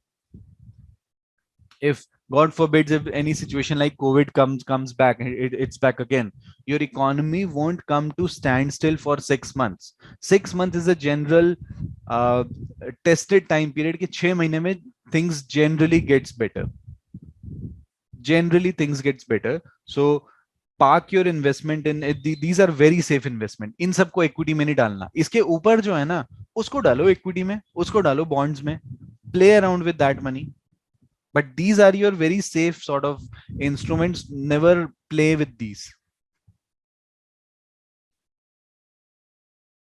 So the idea वैसे is एक ही क्वेश्चन सर, आपने भी कहा कि इंश्योरेंस में वो जितना जल्दी डालो वो उतना सही, क्योंकि वो प्रीमियम वो कम देना पड़ता है। करेक्ट। तो सर ऐसा क्यों? क्योंकि प्रीमियम जैसे जैसे आपकी एज बढ़ती है, सो insurance industry is based on basic common sense कि मतलब क्या है, जैसे जैसे आपकी एज बढ़ती है it is bound to happen that you will be exposed to more disease. It is bound to happen that your life expectancy, if your life expectancy is 70, you're already 40, you're already 50, तो insurance company को मालूम है ना कि 20 साल में 30 साल में मेरे को पैसा देना पड़ेगा. So as early you buy, the premium is directly proportionate to your age. If you are let's say 22 23, तो आपका प्रीमियम बहुत कम होगा. If you are let's say 32 33, आपका प्रीमियम डबल हो चुका होगा तब तक. ये जो हम प्रीमियम की बात कर रहे हैं, प्रीमियम लाइफ टाइम सेम रहता है, मतलब थोड़ा सा ऐड होता है, बहुत ज्यादा मेजर डिफरेंस हो जाता है. मतलब अगर मैंने आज अपने लिए लाइफ इंश्योरेंस लिया तो उसका जो प्रीमियम होगा वो 10 years बाद कैसा होगा, सेम होगा या different companies offer different things. So generally so there are companies that provide कि प्रीमियम आपका कांस्टेंट रहेगा हमेशा. There are companies who will say कि बॉस ऐसा है, your premium will be revised, maybe they have their bands, age band कि अगर 20 से 30 में एंटर करोगे तो आपका प्रीमियम ये है, 30 से 40 पे चले जाओगे तो आपका प्रीमियम ये है. So every company has their different approach. Sir हम नेगोशिएशंस भी कर सकते हैं सर इन हाँ, प्रीमियम अरे की? जितना जितना नेगोशिएट हो सके इंश्योरेंस एजेंट के पास, जो जितना नेगोशिएट हो सके. वैसा तो if everything is online now, so you can't negotiate on online, and online is the cheapest way. So I prefer not getting into any insurance agent and stuff like that. Maybe do it directly with the company. So, okay, coming back to portfolio management. So this is all portfolio management, what we are discussing, by the way. Even you're planning your personal finance, when you're planning finances for your clients, this is what you have to say to your client as well. कि boss ऐसा है, 6-8 महीने की salary अपनी बिल्कुल safe instruments में park करो. Insurance लो, हेल्थ इंश्योरेंस लो, लाइफ इंश्योरेंस लो, स्ट्रैटेजिक एसेट एलोकेशन फॉलो करो. स्ट्रैटेजिक एसेट एलोकेशन का मतलब जो हमने मिलकर डिसाइड करा हुआ है for longer term. If you are earning, मतलब अब स्ट्रैटेजिक एसेट एलोकेशन कैसे फॉलो होगी? Let's say your client is investing 50,000 per month. उसने बोला 50,000 में बचा लूंगा. If he can save 50,000 per month, maybe 35,000 will go in equity, maybe 20,000 will go in safer instruments, maybe 10,000, maybe 10% of that will go into 5,000 will go into a building or alternative asset. So now second step, first step is you decide, and there is a constant monitoring which keeps on happening. So without that goes without saying, there's a constant loop that if something happens in the world, let's say US election हुआ, US election में बहुत turmoil हो गया और कोई unexpected candidate जीत गया, which you are not very sure कि इकोनॉमी के लिए कैसा होगा कैसा नहीं होगा. So basically you will keep on updating your CME, you will keep on updating clients IPS as well. For example client ने बोला कि यार अब ना मैंने सोचा था कि मैं अपनी डॉटर की वेडिंग में लेट्स से 1 crore स्पेंड करूंगा, but now my daughter has said कि नहीं नहीं इतना पैसा नहीं खर्चना. So this goal gets out of your kitty. So basically you will keep on updating. अगर आईपीएस में क्लाइंट की नीड में कोई चेंज हुआ नहीं हुआ, आपकी कैपिटल मार्केट एक्सपेक्टेशन में कोई चेंज हुआ नहीं हुआ, you will keep on monitoring those things. If there is anything required, you will keep on monitoring. So this is your portfolio management steps, which is your planning, which is preparing your IPS, which is preparing your CME. Then is execution. How do you execute? Now execution will come to this just right now, and feedback, which is monitoring and rebalancing if required. अभी equity में जैसे हमने ये बात करी भाई 70% पैसा आपको इक्विटी में डालना है, इक्विटी में कहां कहां डालना है आपको वो सोचना पड़ेगा। अभी भी ये नहीं आ रहा कि मैं इन्फोसिस में डाल दूं या मैं रिलायंस में डाल दूं, नहीं, अभी भी ये आ रहा है कि आपको 70% इक्विटी, आप ये समझो कि आपको जैसे suppose suppose there is 35,000 that you are investing, 50,000 total था, 50,000 में से 70% which is 35,000 is what you are investing. Now out of 35 you will say कि बॉस ऐसा है 10,000 may be I will put in Nifty, then different sectors, maybe pharma, maybe IT, maybe banking. So you will select first कि कौन कौन से sector में कितना कितना डालना है, let's say 7,000, let's say 8,000, let's say 5,000. Now once you have decided your sectors, then you will see कि मेरे को जो पैसा डालना है, do I have to make active management or do I have to do passive management of my money? Can you explain what is active management, what is passive management? So मेरा यही doubt था। कल example किया था वो राकेश जोशी वाला का, वो एक्टिव मैनेजमेंट का पार्ट था ना, वो उसका 25% जैसे शेयर ले लेते हैं तो ज्यादा अपने आप को इन्वॉल्व रखता है उसमें, and passive means you have invested now I just want to return, सब मुझे इतना केयर नहीं करना उसके बारे में कि क्या हो रहा है। Okay, so you are right partially. So the idea is if I choose for a passive manager, so you know there is an index called Nifty, you know there is an index called, let's say, Bank Nifty. आप बोल रहे हो कि यार ऐसा है मेरे को ना ज्यादा दिमाग नहीं लगाना, मैं पैसिव मैनेजमेंट में जा रहा हूं which is just replicate Nifty, just replicate bank Nifty. मतलब if Nifty grows at 10%, my fund which is expected to replicate nifty will also grow at 10%. मुझे कोई दिमाग नहीं लगाना। एक्टिव मैनेजमेंट सजेस्ट कि बॉस ऐसा है, I am hiring, so hedge fund is active management sort of thing. It is like कि boss I am hiring an active manager and you tell that manager, Mr. Manager, if nifty grows by 10%, you have to beat nifty and maybe give me a return higher than that, maybe 12%. If nifty falls by 10%, you as an active manager, you have to make sure that my portfolio doesn't fall by 10%, maybe lesser than that. So active management mein idea is to beat the market.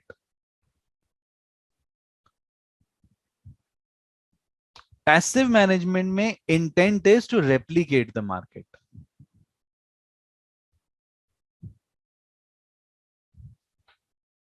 Let me share my screen and answer this. See, so what I have done here is I have taken large cap stocks. You can see my screen, right? Yes, sir, yes. So what I have done here is I've selected large cap funds. What are large cap funds? Which are investing in companies which are bigger companies. Now, what is this? This is a active management.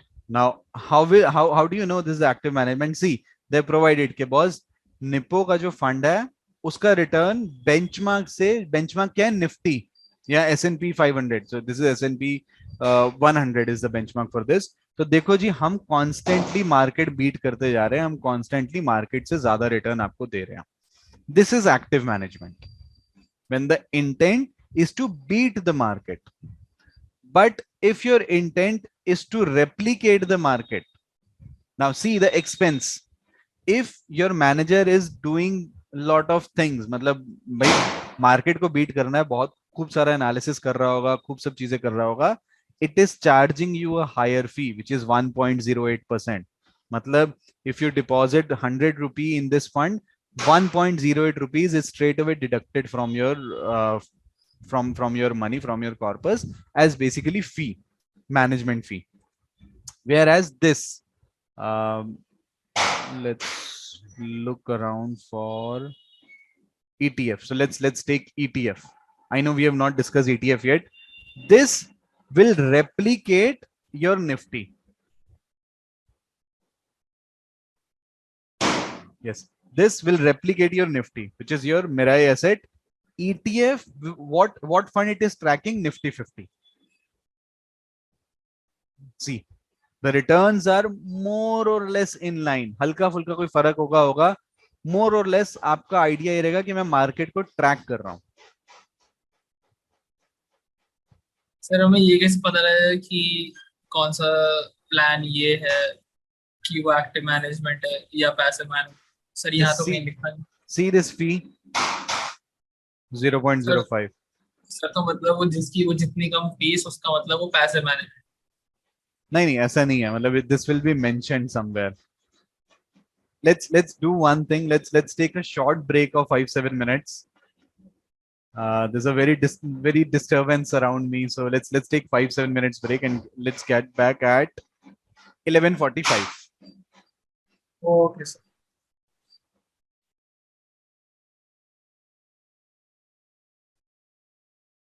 So the objective of this index fund,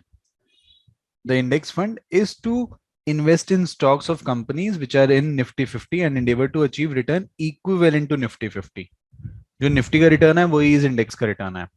but for this Nippon India large cap fund the idea is to beat the market. तो इसका expense आप देखो भाई, जब भी so for active management, for actively managed funds fees will be higher, for passively managed fund fees will be obviously lower, क्योंकि कुछ खास दिमाग लगाना नहीं है आपके फंड मैनेजर को. Okay sir, got it.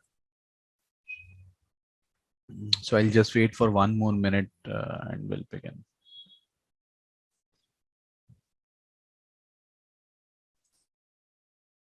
Vanshika, are you back? Can we begin? Yes, sir. Okay, perfect. Yes, that's how your portfolio management actually looks like. So your portfolio management is a very interesting topic. I mean, this is my personal favorite thing to manage portfolio, and there are so many complications. There are so many items that you have to be aware about, and the only thing that can prove out to be a savior is you stay updated with what is happening in the market. Because that is a very odd situation when your client asks you something and you are not aware about that trend, or you're not aware about those things. So that is why it is very important that you stay updated about what is happening in financial market. That's about the portfolio management process that we have discussed: planning, execution, and then feedback. We have already talked about what an IPS statement looks like, and what all things should you be concerned about in your IPS. Risk and return, very important thing. आपको देखना है कि एक client. So now this is important thing. What is the ability for the client to take risk, and what is his willingness? Maybe he's a high salaried, high net worth employee, high salaried, high net worth investor, and he can afford to take risk. His ability is much higher, but he is not willing to take risk. ऐसा बहुत बार होगा जहां पर आपके client आपको मिलेंगे जिनके पास बहुत अच्छा खासा कॉर्पस होगा, बट स्टिल दे लाइक कि बॉस रिस्क नहीं लूंगा, but they can take risk. और on the other hand, ऐसा बहुत बार होगा, you'll find clients would be having maybe limited resources, but their willingness would be much higher. So as an analyst, it is your responsibility to govern that, to tell them कि boss देखो ऐसा है, आप इतना risk लेना चाहते हो, but your financials doesn't allow. So ultimately it will be client's call कि क्या करना है क्या नहीं करना, but as an analyst it is your duty to tell them कि boss मेरे हिसाब से you shouldn't be doing this, या मेरे हिसाब से you should be taking more risk. So there's a difference between ability to take risk and willingness to take risk. And sir हम ये कैसे वो डिसाइड करते हैं कि हाई नेटवर्थ इंडिविजुअल है कौन? कोई बेंचमार्क है? नहीं, ऐसा कोई बेंचमार्क नहीं, but see, it depends on which client you are catering to. If a client is making, let's say, 1 crore per annum, then you can say कि हाँ यार ये तो मतलब अच्छा खासा, मतलब he is having good corpus. So there's no benchmark that you say HNI, who is an HNI, but ultimately who is making a lot of money and who has a lot of money. again, money is a relative thing. Maybe 1 crore to you does not really sound like यार इतना भी पैसा नहीं है, या 10 crores per annum doesn't really sound कि यार इतना भी पैसा नहीं है, but I think it's more of a relative measure. Okay. Then we have already talked about constraints, liquidity, time horizon, tax situation, legal and unique circumstances. So from unique circumstances, I will connect to ESG. So we have talked about ESG somewhere, right? I think Corporate in finance is corporate the first finance. chapter. Yes, we have talked about. So what do you understand by ESG? Sir, environmental, societal, and governance. Environmental, societal, and Governance. governance. So it is environmental, social, and governance. So basically, the idea is that it is an increasing trend, and I would highly recommend you guys to इसके बारे में जरूर पढ़ना, because this is a very recent trend and it is very upcoming. Almost her Sir, interview में ये CFA question पूछा जाता है. सर Course CFA भी का है, एक हाँ course भी है ESG का. Even I am planning for that. So this is very trending these days. So the idea is ESG में nowadays investors are becoming very cautious about कि मैं किस कंपनी में पैसा डालूं. So if you remember, yesterday we spoke about ITC.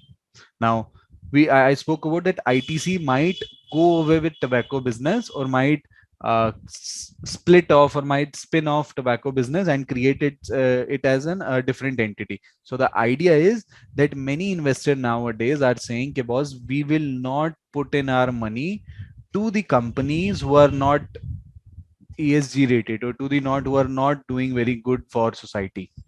So tobacco business in that sense is considered to be negative. Because I will not invest in any company who is into tobacco. Yeah, I will not invest in any company who is, let's say, into liquor, or not invest in any company. Let's say there's a company which is, let's say, which has the maximum presence on Goa cruise.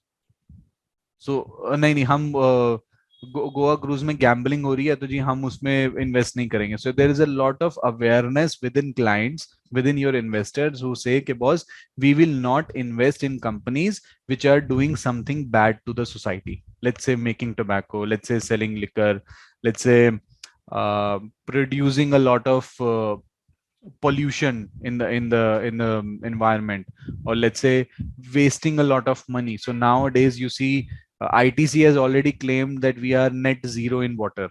We are not wasting anything. So when you go to ITC hotels, they have their own recycling area for water. So they don't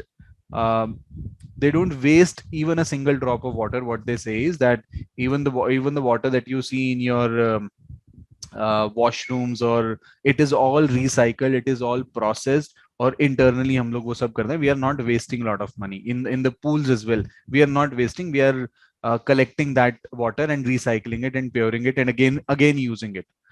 So the idea is nowadays you have to be very much concerned. Investors are very much concerned about कि boss कहाँ मैं पैसा डाल रहा हूँ, और किस company environment के लिए अच्छा काम कर रही है, या which company is not doing very good for your environment. So now these things are very important, are very up on these things. So unique circumstances, and we call this a responsible investing, that people are investing with a thought कि I will invest in responsible company. So there can be a unique circumstance कि boss your client says कि नहीं मैं तो ऐसी company में invest करूंगा जो लिकर ना बनाती हो, या जो टोबैको ना बनाती हो.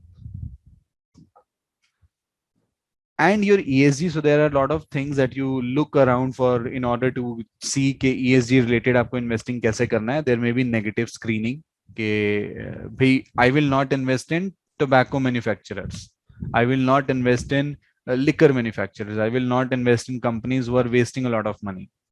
Positive screening, you may be like कि यार filter लगा दो आप, वो कंपनियां ही बताना who are ESG 1 rated, yeah, which are ESG 1 rated, ESG 2 rated. Like we have A rating, B rating, C rating for company. Nowadays we also have ESG rating. So if it's a company is ESG 1 rated, which is maximum rating that ESG has, then only I will invest. If there is ESG 2 rating, okay, yes, maybe I can invest. But if a company is ESG 3, I won't invest. If a company is rated ESG 4, I won't invest. Thematic investing, like you are investing in a lot of EV. कि boss ऐसा है, automobile company जो है ना, वो manufacturing करते time यहाँ जब मैन्युफैक्चर कर भी लेती है, पेट्रोल डीजल को बहुत वेस्ट करते हैं. So I will invest in thematic, मतलब I will invest in ESG theme, I will invest in EV theme. या for that matter, this is one of the strong reason that if you track the share of, so let's say, let's see if you guys know this or not. So there is a share Adani Green. If you see this, 5 years, I am pulling chart for 5 years. See, in 2020, this was 151, and suddenly this has skyrocketed to, it even attained a peak of what, 2800. Now it is at 2300. So the idea is all the green sectors. This is Adani Green. So all the green sectors are basically on rise.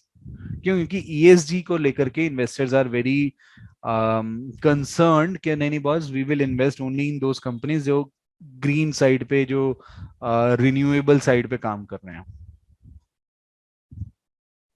Positive में नहीं आ गया, मतलब जो अपना अडानी का example दिया, positive screening में. So there is no very clear cut distinction between these things. मतलब आप इसको पॉजिटिव में ले सकते हो कि हाँ भाई, I will invest only in those who are investing in green, और यू आर सेइंग कि बॉस मैं ईवी थीम में पूरा इन्वेस्ट कर रहा हूँ या ग्रीन थीम में इन्वेस्ट करना चाह रहा हूँ. सो नो वेरी ऐसा बहुत क्लियर कट डिस्टिंक्शन नहीं है इन सब स्ट्रैटेजीज में. It's more like how you want to see it. Means solar energy different sector बन रहा है, अलग थीमेटिक में एक सोलर भी हो सकता है, पॉजिटिव दोनों कंबाइन भी हो सकता है. Yes, definitely. Impact investing, where you are concerned about both this thing. Matlab, it's like you're just like this. So where are the filters? So now it's like you are applying filters. जैसे मैं filter लगाना चाहता हूँ about now if it impact investing, तो मैं उन companies पे filter लगाना चाहता हूँ, A जो profit making है, और B जिनका ESG rating भी अच्छा है. Engagement, active ownership, it's like I want to apply a filter जहां पर ESG practices को, okay, now with this you can say कि ESG governance standpoint, governance का मतलब कि बॉस ऐसा है, I want to invest in those companies, let's say जिनमें 30% से ज्यादा women employee है, जिसमें 50% से ज्यादा women employee है, so I will invest in those companies. ESG integration, so basically आप ESG इंटीग्रेशन में क्या कर रहे हो, आप हर चीज अलाइन कर रहे हो. आप देख रहे हो मैं उस कंपनी में इन्वेस्ट करूंगा, ए मेरे पोर्टफोलियो के हिसाब से अच्छी हो, बी प्रॉफिट मेकिंग भी हो, और सी मतलब वो जब कंपनी इन्वेस्ट कर रही है या वो जब कंपनी कोई नया प्रोडक्ट लॉन्च कर रही है तो वो भी ESG के बारे में सोच रही है. So the idea is through out आप ESG के बारे में बहुत कंसर्न हो. So that's why this topic is very important and gaining a lot of traction nowadays. Be very aware about what is happening in ESG space from interview perspective, from your jobs perspective, and I can tell you, if you end up having a good job in ESG, you'll make a lot of money, because a lot of money is flowing in this particular sector. Then who are your investors? Who can be your investors? Who can be your clients? So your clients can be basic individuals like you and me. Your clients can be your banks. Your client can be endowments. Your client can be insurance company, mutual funds, defined benefit plans. Acha, do you know what is difference between defined benefit and defined contribution?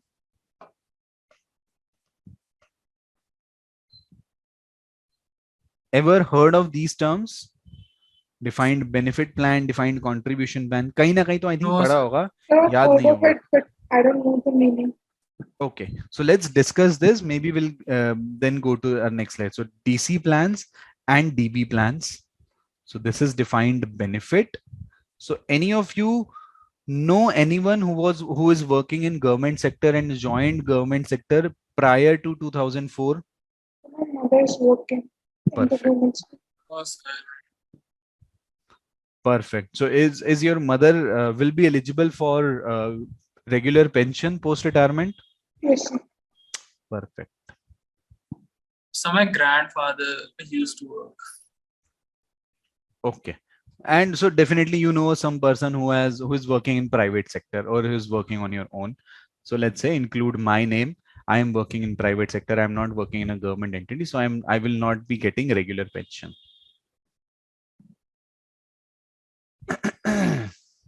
So the idea is very simple. Read the term defined benefit, and these are what? These are pension plans, or these are not really pension. Sorry, this is a bad term. Maybe these are retirement plans.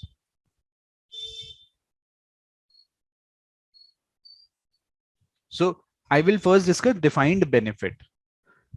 What does your name suggest? Defined benefit. आपको जो benefit मिलना है retirement में वो already defined है. मतलब आपको already बोला गया कि बॉस ऐसा है. Once you retire at 60, at 58, at 56, at whatever age, post that you will get regular pensions from your employer. Who is the employer in India? Who is giving pension? It is basically the government. So you will get regular pensions from your employer post your retirement, and this is defined. This benefit is defined.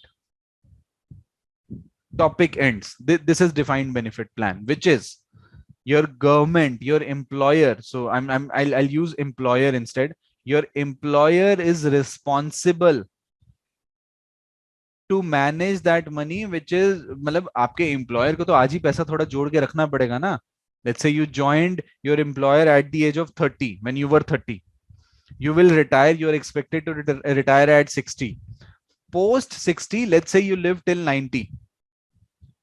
For next 30 years, your employer has to pay you. Your employer has to make sure that you get enough money for your retirement as your pension. Now this money will depend upon obviously what was your pay scale, how many years did you spend with the employer, and so on and so forth. But it is employer's responsibility कि हर महीने आपके account में, let's say 50,000, let's say 1 lakh, let's say 2 lakh gets credited. It is responsibility of your employer. For you, your benefit is already defined कि boss मेरे को कोई tension नहीं, मेरा एम्प्लॉयर जो कि गवर्नमेंट है वो मेरे को पेंशन देगा. द रिस्क कि एम्प्लॉयर पैसा दे पाए, मतलब रिस्क के आपको पेंशन मिले या ना मिले, lies with your employer, not with you. आपकी गवर्नमेंट सोचेगी, आपका एम्प्लॉयर सोचेगा कि आपको पैसा कहां से देना है, बट आप तो बोलोगे बॉस मेरा पैसा मेरे को दो. This is defined benefit plan. Any question on this? Keyword is you have a benefit which is already defined, and all the risk, all the funding risk lies with your employer, not with you. Sir तो मतलब defined benefit वो है कि जो भी मैं पैसे receive कर रहा हूँ वो 60 से 90 के बीच ही एज. हाँ, डिफाइंड बेनिफिट प्लान क्या हो गया? मतलब जब आप 30 पे आपने जॉब ज्वाइन करी तो आप डिफाइंड बेनिफिट प्लान में एनरोल हो गए. तो बेसिकली क्या है कि आपको आपकी रिटायरमेंट की चिंता करने की जरूरत नहीं है. Your employer will take care. ऐसा नहीं कि रिटायरमेंट के सारे खर्चे, रिटायरमेंट में जो फिक्स आपको पैसा मिलना है, वो फिक्स पैसा मिलना, वो पैसा इनफ है या नहीं है, वो सब आपका एम्प्लॉयर सोचेगा, आप नहीं सोच रहे. Okay sir. In order तो to fund your retirement, it is not your responsibility now. It is basically responsibility of your employer to fund your retirement. Sir तो पेंशन हम वो इंक्लूड नहीं कर सकते इसमें डिफाइंड बेनिफिट, क्योंकि नहीं, वो एम्प्लॉयर ही चूज कर रहा है. वो आपका एम्प्लॉयर ही आपको दे रहा है. आपका एम्प्लॉयर, तो whenever you get pension, तो ऐसा होता है जब आप रिटायर होते हो तो दे ऑफर यू कि बॉस देखो ऐसा है, आपका अभी तक मेरे पास लेट्स से 1 करोड़ रुपया पड़ा हुआ है. You can take, you can commute your pension. आप एक काम करो, 30% पैसा अभी ले लो, 30 लाख रुपया अभी ले लो, बाकी 70 लाख मैं आपको पेंशन बना देता हूँ. या यू कैन से कि बॉस ऐसा है नहीं, 50% आप अभी ले लो मेरे से at at the age of retirement, मतलब 50 लाख अभी ले लो, बाकी 50 लाख का मैं पेंशन बना दूंगा. बट ये 1 करोड़ 60 साल पे पैसा अवेलेबल है या नहीं, वो आपके एम्प्लॉयर की रिस्पॉन्सिबिलिटी, आपकी नहीं है. Okay sir. for defined contribution plan like you and me, I hope I'm guessing you guys will also work in, not I hope, but I'm guessing that you guys will also work in private sector, or at least I am working into private sector. Now what happens with private sector is, or what happens in government sector post 2004 is that your employer says, boss, see, your salary is let's say 50,000 ना, आप एक काम करो 50,000 के ऊपर 5,000 मेरे से अभी ले लो, और इस पैसे को आप अपने रिटायरमेंट फंड में डाल लो।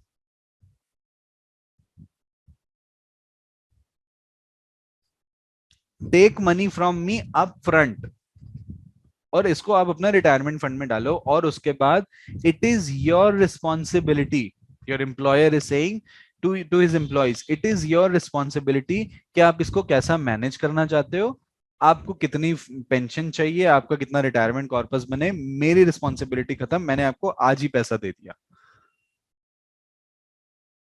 So the responsibility is your employees.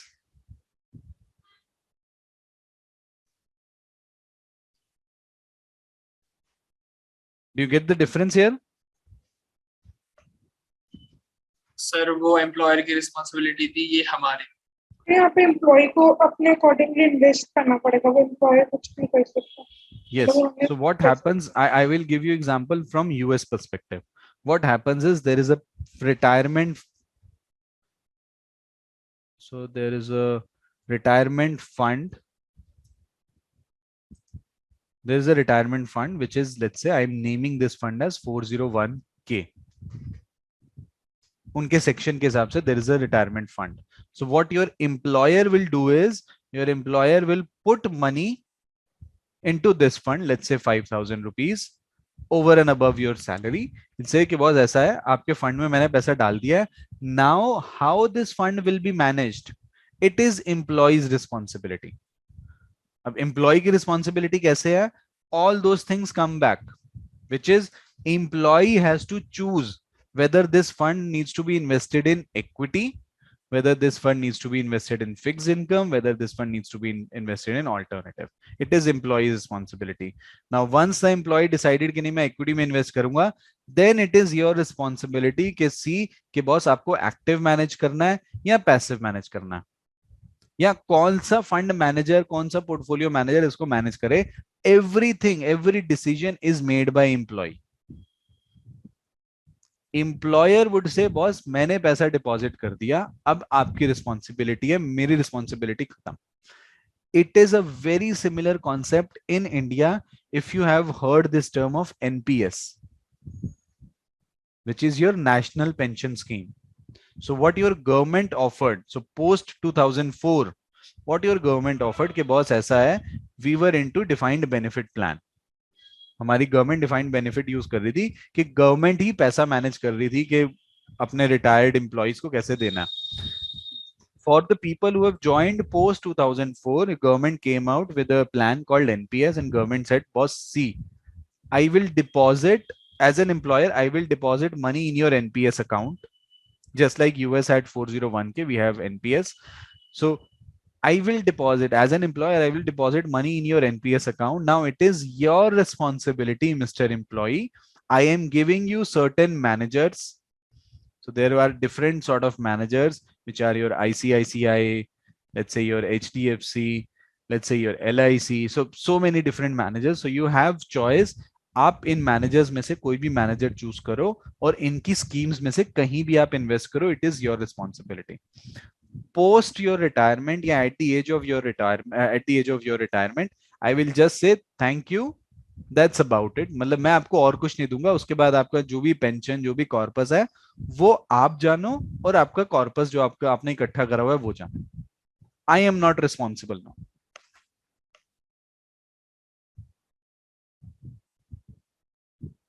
Sir तो इसका मतलब वो हमें चॉइस देंगे कि हम इनमें से कहीं अपने जो भी तो है योर पैसा एम्प्लॉयर विल बाहर से, रखें। हाँ, योर एम्प्लॉयर विल से कि बॉस मैंने आपके अकाउंट में पैसा डाल दिया है एनपीएस के, अब आप देख लो कि आपको ये पैसा कैसे मैनेज करना है. एक्टिवली करना है, पैसिवली करना है, इक्विटी में डालना है, फिक्स इनकम में डालना है, बैंक मतलब सेफ में रखना है, वो आपकी रिस्पॉन्सिबिलिटी है.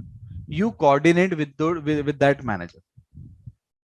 ये सिस्टम इंट्रोड्यूस क्यों हुआ? मतलब एम्प्लॉय के पर्सपेक्टिव से ठीक है कि हम अपने रिटर्न्स ज्यादा भी कर सकते हैं, मतलब जो एक फिक्स्ड गवर्नमेंट ने करना है उसके ज्यादा हम अपनी मतलब रिटर्न्स अर्न कर सकते हैं, बट गवर्नमेंट के पर्सपेक्टिव से क्योंकि गवर्नमेंट के पास वही मनी फॉर लॉन्गर टर्म रहेगी। जैसे जब मम्मा ने काम स्टार्ट किया था तो मतलब 20-30 years तो मिनिमम गवर्नमेंट के पास वो मनी एक्यूमुलेट होती रहेगी ना, तो वो वही गवर्नमेंट मनी कई जगह इन्वेस्ट भी कर सकता है। हाँ तो सी ऐसा है, no employer wants to bear this risk. What if the money that employer is saving falls short? And ये हो रहा था, your government was running in deficit, क्योंकि गवर्नमेंट जितनी सैलरीज दे रही है उससे ज्यादा पेंशन दे रही थी। तो योर गवर्नमेंट सेड बॉस देखो ऐसा है, I can not bear this risk कि पैसा बच रहा है, पैसा ज्यादा हो रहा है, I have a lot of things to do, you do it on your own, I can not do each and everything. तो अगर मुझे पैसा इन्वेस्ट ही करना है, अल्टीमेटली मैं पैसा खुद तो कंज्यूम नहीं कर सकता ना, मुझे पैसा इन्वेस्ट ही करना है, तो इन्वेस्टिंग के लिए I have to hire a different team who will take care of all the investment. So I can't do all these things. You take money from me, you do it on your own.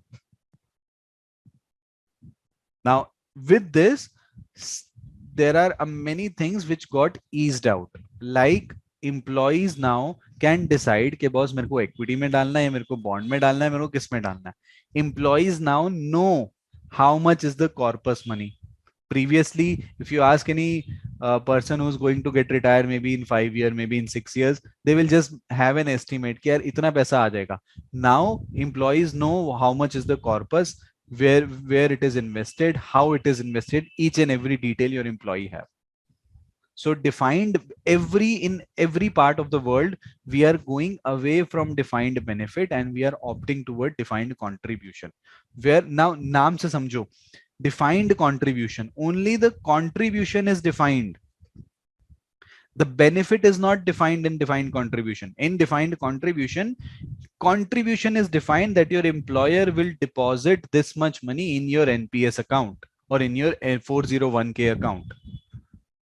With the names it should be very clear. In defined benefit, your benefit is defined कि हर साल आपको इतना पैसा as a pension मिलेगा. In defined contribution, your contribution is defined, आपको पैसा मिल रहा है और वो इस फंड में डिपॉजिट हो रहा. So defined benefit, defined contribution plan. Does that make sense? This is very important topic in terms of your general awareness, and if you ever go for interview in retirement space, then this is the first question that your employer will ask you, that your interviewer will ask you. Sir private sector में भी ऐसा है कुछ? हाँ private sector में भी है ना, प्राइवेट सेक्टर में भी यही है कि भाई आपको आपका मतलब you have to pay, you have to tell what is your NPS account number and all those things, your employer will put in some money there. Oh. Now with this slide, the idea is that we will bifurcate कि आपके कितने मतलब आपके कैसे कैसे clients हो सकते हैं एंड अकॉर्डिंगली उनकी क्या क्या नीड्स होंगी. So if your investor is an individual like you and me, like we discussed in our example, like Mr. Mukesh Ambani, like Mr. XYZ, or any individual, risk tolerance, it will depend on that individual. Everything will be dependent on individual. Investment horizon, again, it will depend on individual. Liquidity need, it will depend on individual. And income need, it will depend on individual.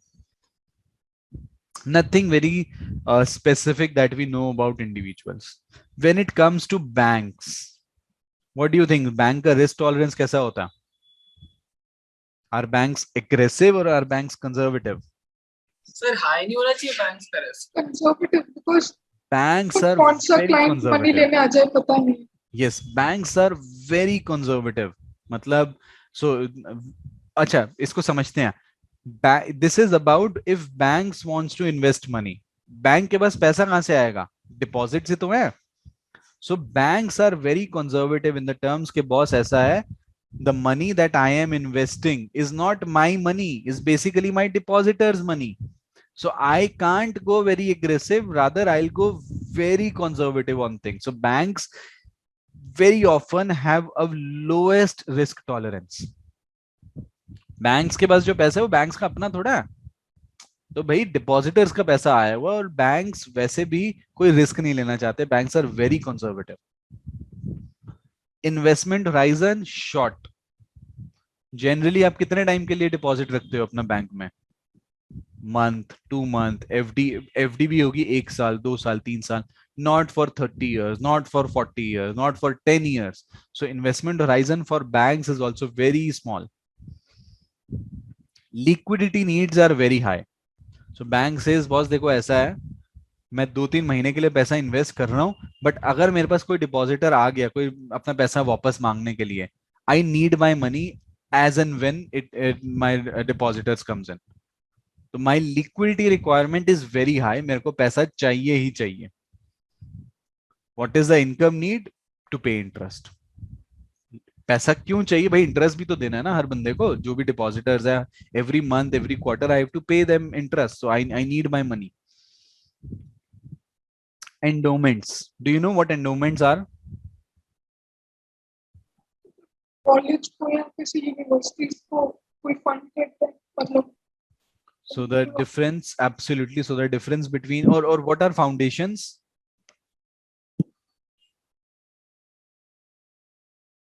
जैसे जैसे college में किसी के name से उन्होंने वो start किया, वहाँ पे नेम से कुछ बिल्डिंग है या वो है.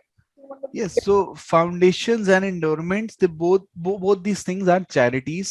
So foundations are personal charities that मैंने अपने नाम पे foundation start कर दी, और endowments are public charities that anybody can invest into this, or it is funded by public only.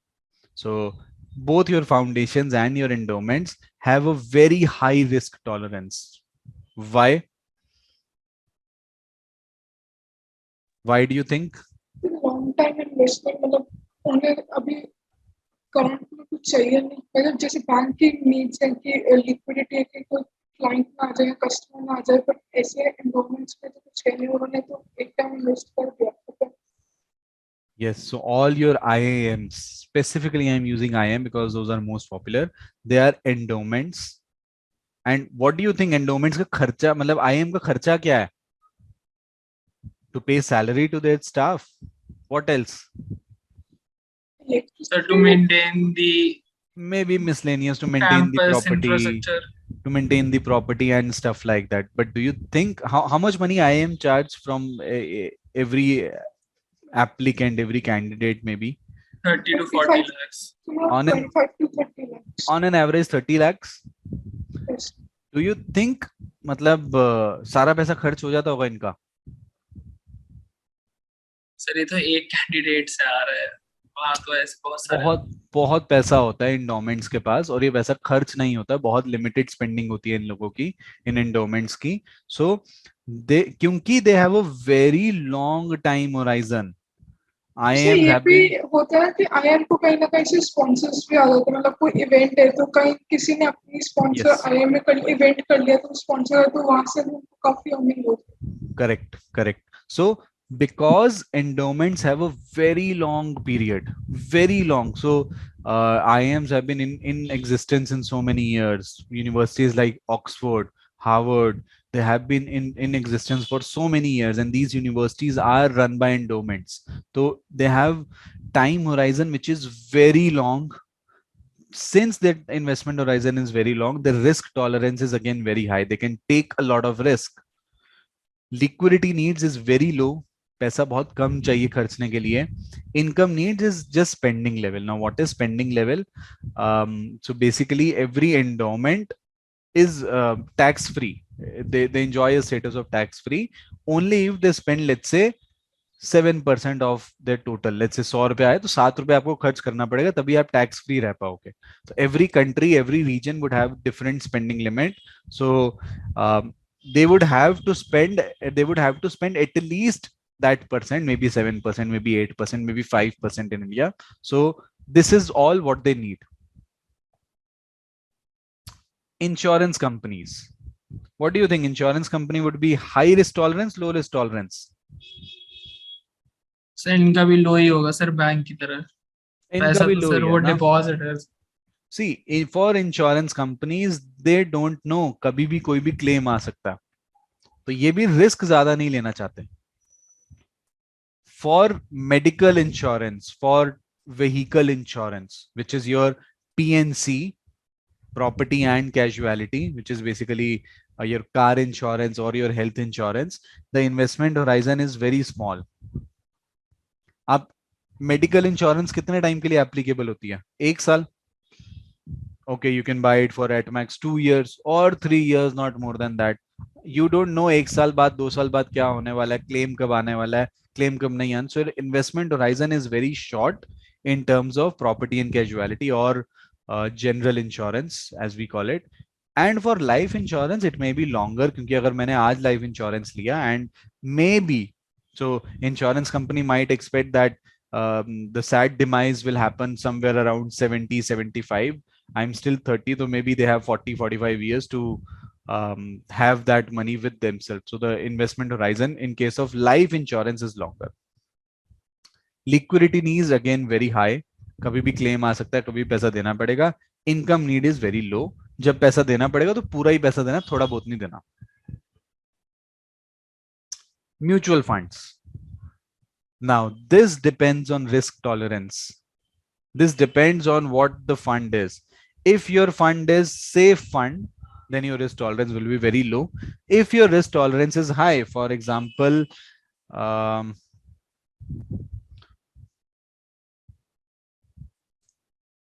now this large cap fund, this is a very high risk fund. So every fund, there's a very high risk. Every fund would have this sort of barometer attached or riskometer attached ke high risk hai ya low risk hai. So this will depend upon ke every fund manager would state this, and risk tolerance will again be dependent upon कैसा fund है आपका और किस fund पे आप invest कर रहे हो. Again, investment horizon depending upon the fund. Liquidity needs should be very high, and income needs will be dependent upon fund. So mostly your things will be dependent upon the type of funds you are investing in. Defined benefit plan, we are talking about DB plan. Risk tolerance. Now DB plan, tell me the attributes for DB plan. क्या हो रहा है DB plan में? What are the features of DB plan? Fixed time, long term. Basically, आपका employer is responsible to pay you pensions. तो ये तो बात पक्की, it's a long term. If it is a long term, then by मतलब by common sense, if it's a long term, जितना time मैं ज्यादा देने को तैयार हूँ उतना मैं ज्यादा रिस्क ले सकता हूँ. My liquidity requirements as of now would be very low. क्यों? क्योंकि मेरे को पैसा कब देना है? रिटायरमेंट पे. रिटायरमेंट से पहले तो देना नहीं है. Then your income need, again it will depend on if your employee is let's say 60, तो आपकी इनकम नीड बढ़ जाएगी क्योंकि आपको हर महीने उसको पेंशन देनी है. If your employ is let's say 40, तो आपकी अभी लिक्विडिटी नीड कुछ है नहीं, इनकम नीड कुछ है नहीं, क्योंकि जब वो रिटायर होगा तब उसको पैसा देना है. So it will again depend on the age of your employee. Any question on this? There can be a direct question about this. For a defined benefit plan, what will be the risk tolerance? तो sir defined contribution का क्या होगा फिर? Risk tolerance. See, defined contribution ka now it is who is managing that money, your employee. So it will be dependent on your employee needs. If your employee thinks, if suppose you are the employee, if you want you can have risk tolerance to be very high, if you want you can have risk tolerance to be very low. It will be dependent upon individual. वो तो फिर individual preference पे आ गया ना defined contribution. Sir जैसे यहाँ पे sovereign government कौन से वेल्थ फंड्स है तो उसमें रिस्क टॉलरेंस लो ही होगा क्योंकि गवर्नमेंट जो सॉवरेन वेल्थ फंड्स है, जैसे कि अगर गवर्नमेंट का कोई फंड है ना, अच्छा सॉवरेन वेल्थ फंड है क्या या सॉवरेन फंड्स क्या है? So basically your government says कि हमारा पैसा कौन मैनेज करने वाला है. Now it will again depend on, generally it will be low. Yes, the risk tolerance generally it will be low. It's like so many countries have this fund. So India obviously can't have that because we are running in deficit. So countries who have a surplus money available with them, If they have surplus money, their risk tolerance will be high. Maybe their investment horizon would also be long, क्योंकि surplus है, उनको पता है इतनी जल्दी मेरे को पैसा नहीं चाहिए होगा. Their liquidity needs would vary, कि how much government intends to spend, and their income need would again vary how much they intend to spend. So technically I can't put this into any bucket. So that is why there is no place for this sort of thing. But if you want to try this, maybe sovereign fund for a country like Dubai, for a country like Middle East, they have a lot of money, they have a lot of surplus. So their investment horizon will be long, their risk tolerance will be high. But for a country like, let's say, India, we don't have much money, then maybe our risk tolerance would be lower. Maybe our investment horizon would be shorter. And if we are approaching, let's say, elections, then maybe our liquidity needs would be very high, because during, as we are very close to elections, generally government starts spending a lot of money. Any question here?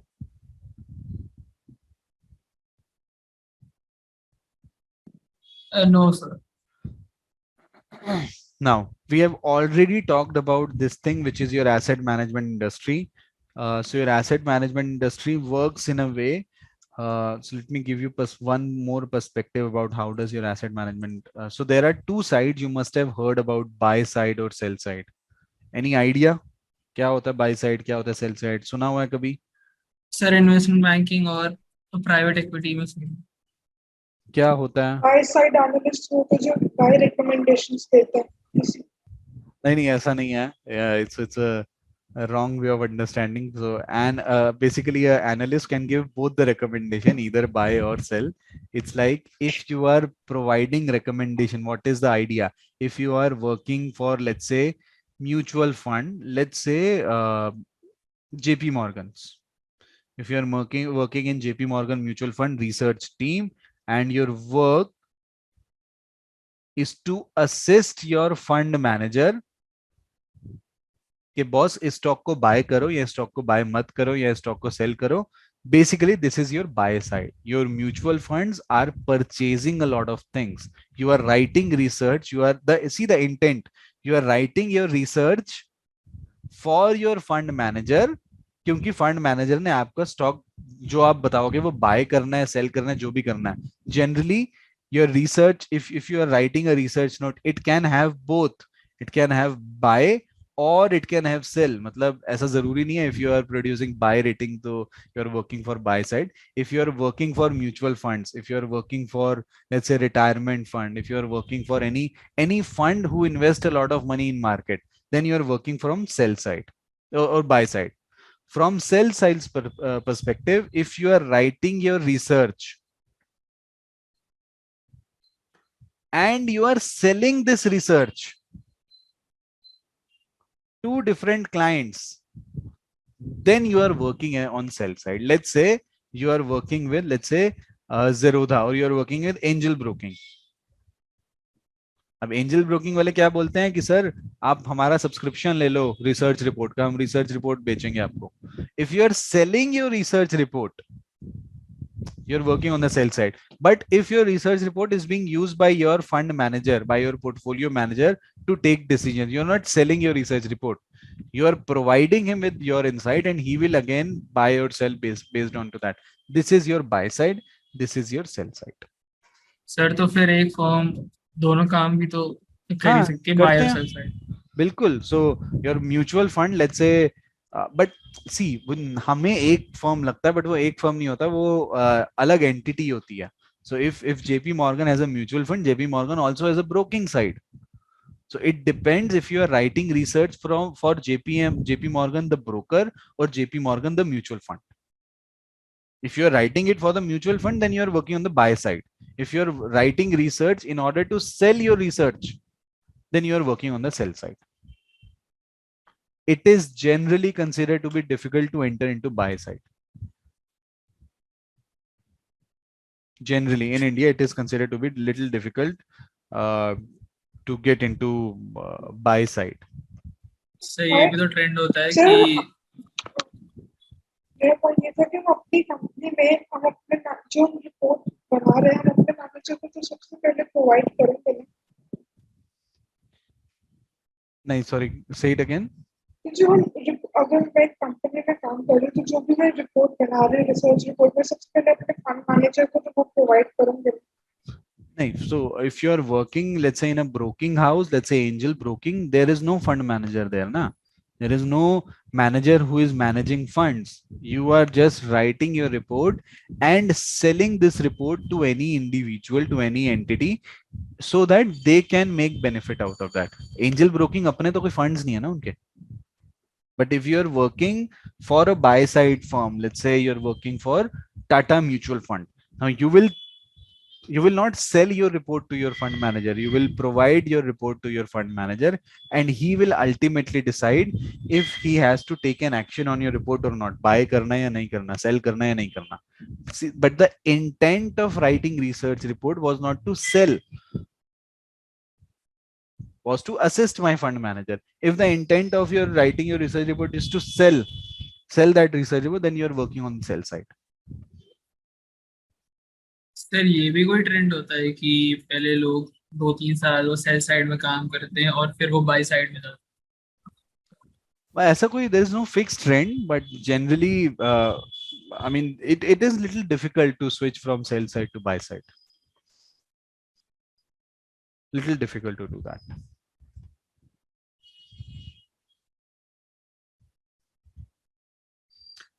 Now, this brings us to very important thing, which is mutual fund. We have already talked about mutual fund. Now, you tell me what a mutual fund is and sir वैसे मेरा एक doubt था. yes. Sir फिर asset management और portfolio management में sir क्या difference रहेगा? दोनों में तो हम एसेट्स को कर रहे हैं मैनेज. हाँ, तो एसेट मैनेजमेंट और पोर्टफोलियो मैनेजमेंट एक है. Asset management you can call it as asset management is like, दोनों वैसे सिनोनिम्स हैं, आप उसको इंटरचेंजेबली यूज करते हो. Asset management is generally for companies और portfolio management is when you are managing portfolio. So nothing, no major difference. So we use very loosely fund manager, asset manager, portfolio manager as synonyms to each other. Okay, what all do we know about mutual funds? We discussed it yesterday only. Sir short sell नहीं कर सकते, restrictions बहुत होती, regulations होती, And day to day information देनी होती है वो इन्वेस्टर को. so this is when somebody asks you what is mutual fund, first thing that you have to say is it's a pooled vehicle. Different investors have pooled in their money into a fund, and then this funds is these funds are invested into, let's say, equity, let's say bond, let's say any other asset class. So the first thing is it's a pooled vehicle. इस pooled vehicle को आप सब लोगों ने, मतलब there are different investors, every investor has put in their money, and then you have a lot of fund. This fund will be invested by, so there is a fund manager. So there is a fund manager who will manage this fund as per initial thoughts that were, जिसके base पर आपने पैसा इकट्ठा करा है. अगर आपने बोला हुआ है कि नहीं नहीं सर हमें पैसिव मैनेजमेंट करना है, हमें निफ्टी को ट्रैक करना है, हमें, आप फंड मैनेजर को बोलो कि देखो भाई मिस्टर फंड मैनेजर, आप अपना दिमाग मत लगाना, हमने आपको क्या बोला, आपको पैसिवली निफ्टी को ट्रैक करना है. तो निफ्टी को ट्रैक करने का मतलब निफ्टी में जितने शेयर्स हैं 50 शेयर, आपका फंड मैनेजर वो 50 शेयर खरीदेगा उसी प्रोपोर्शन में और उसको रख देगा. He will not apply his brain on this. He will just follow Nifty. If Nifty excludes, let's say, Reliance, your fund manager will also exclude Reliance. If Nifty excludes Asian Paints, your fund manager will also exclude Asian Paint, no matter he finds it कि नहीं बहुत अच्छा stock है, ये वो है. नहीं, your idea is, your intent is to replicate the market, to replicate the index. This is one way. The other way is active management. अब एक्टिव मैनेजमेंट में जैसे क्या बोला कि भाई आप लार्ज कैप में इन्वेस्ट करना, लार्ज कैप में जैसे हो सकता है उसका बेंचमार्क निफ्टी हो अब भी, बट निफ्टी में लेट्स से रिलायंस है 2% की वेटेज का, मेरे फंड मैनेजर को लगता है कि नहीं नहीं यार रिलायंस बहुत अच्छा स्टॉक है, so instead of 2% he is having let's say 5% in his portfolio, Reliance. Now, let's say he thinks that Infosys is not a very good stock. Infosys is, let's say, 3% in Nifty. Fund manager think कि boss मेरे को इन्फोसिस पसंद नहीं है, तो I am not keeping Infosys in my fund. He is allowed to do so. He is allowed to take his own action. He is allowed to take his own active bets. So this is active manager, this is a passive manager. So your mutual fund can be categorized. So what I'm trying now is I am categorizing mutual fund based on style of investing. If he is managing funds actively, if he is managing funds passively. That's one way. Other way, if it is a okay, where he is investing. So let's say he is investing in equity. There can be a debt fund. There even can be a money related money instrument fund. We call it money market mutual funds. तो basically आपके manager को आप ये बोलोगे कि देखो ऐसा है, ना इक्विटी में डालो ना डेट में डालो, आप मनी मार्केट सिक्योरिटी में डालो. मनी मार्केट सिक्योरिटी मतलब बहुत शॉर्ट टर्म के लिए. Money market mutual fund is like your current account for your businesses. बहुत एक्सट्रीम शॉर्ट रन के लिए, आज मेरे को पैसा चाहिए, आज ही रिक्वेस्ट डालूंगा, पैसा वापस आना चाहिए. तो मनी मार्केट ये बेसिकली टी बिल्स में डालेगा पैसा, या all those instruments which are expiring और which are maturing in less than a year. T bills में डालेगा, कुछ शॉर्ट टर्म बॉन्ड्स में डाल देगा, ऑल दोज थिंग्स जो बहुत शॉर्ट टर्म के लिए. Equity we know, debt we know, money market we know. Then your mutual fund can be categorized into, let's say, close ended and open ended. Have you ever heard of these terms, close ended mutual fund, money market, and open ended mutual fund? Yes. Oh, sir. Okay. Close ended means आपने अगर एक time period के डाल दिया then डाल दिया, मतलब आप फिर आप निकलवा नहीं सकते. एंड ओपन एंडेड मींस अगर आप उस पर्टिकुलर टाइम मतलब एक लॉक इन पीरियड आपका क्लोज एंड म्यूचुअल फंड में हो चुका है. ओपन एंड में अगर आप निकलवाओगे तो आपको कुछ एक्स्ट्रा चार्जेस पड़ेंगे.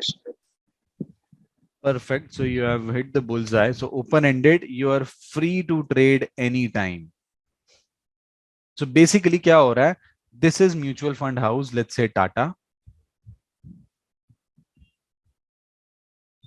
Let's say Tata, this is a mutual fund house. You can trade with Tata anytime you want. मतलब anytime तो नहीं, after every business day closes. So 3 बजे आपकी 3:30 बजे आपकी market close होती है. So 3:30 is the time when market closes.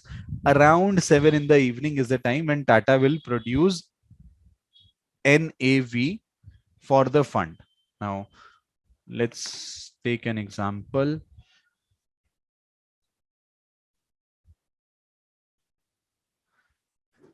Let's say HDFC.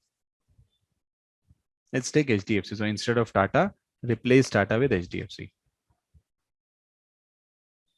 Now, suppose you are invested in HDFC. HDFC, this top 100 fund, which is a large cap fund, which will invest in large cap equity. See the fund size, see the expense ratio, everything is given to you, and everything gets published at 6:37 in the evening. So basically आपकी 3:30 बजे market close होगी, 6:30-7 बजे के around आप सब details आपको अपनी website पर देनी है. सर ये तो सर पैसे मैनेजमेंट नहीं है ना ये एक्टिव फंड है. मैंने एक्टिव फंड लिया. एक्टिव ही है. चाहे पैसिव भी हो तब भी आपको रोज देनी है. This is a passive fund. This is a passive fund. You will see everything here. So you will see portfolio कि भाई कहाँ पे कितना कितना invested है. They will give all the details. So all these details will be given out every day.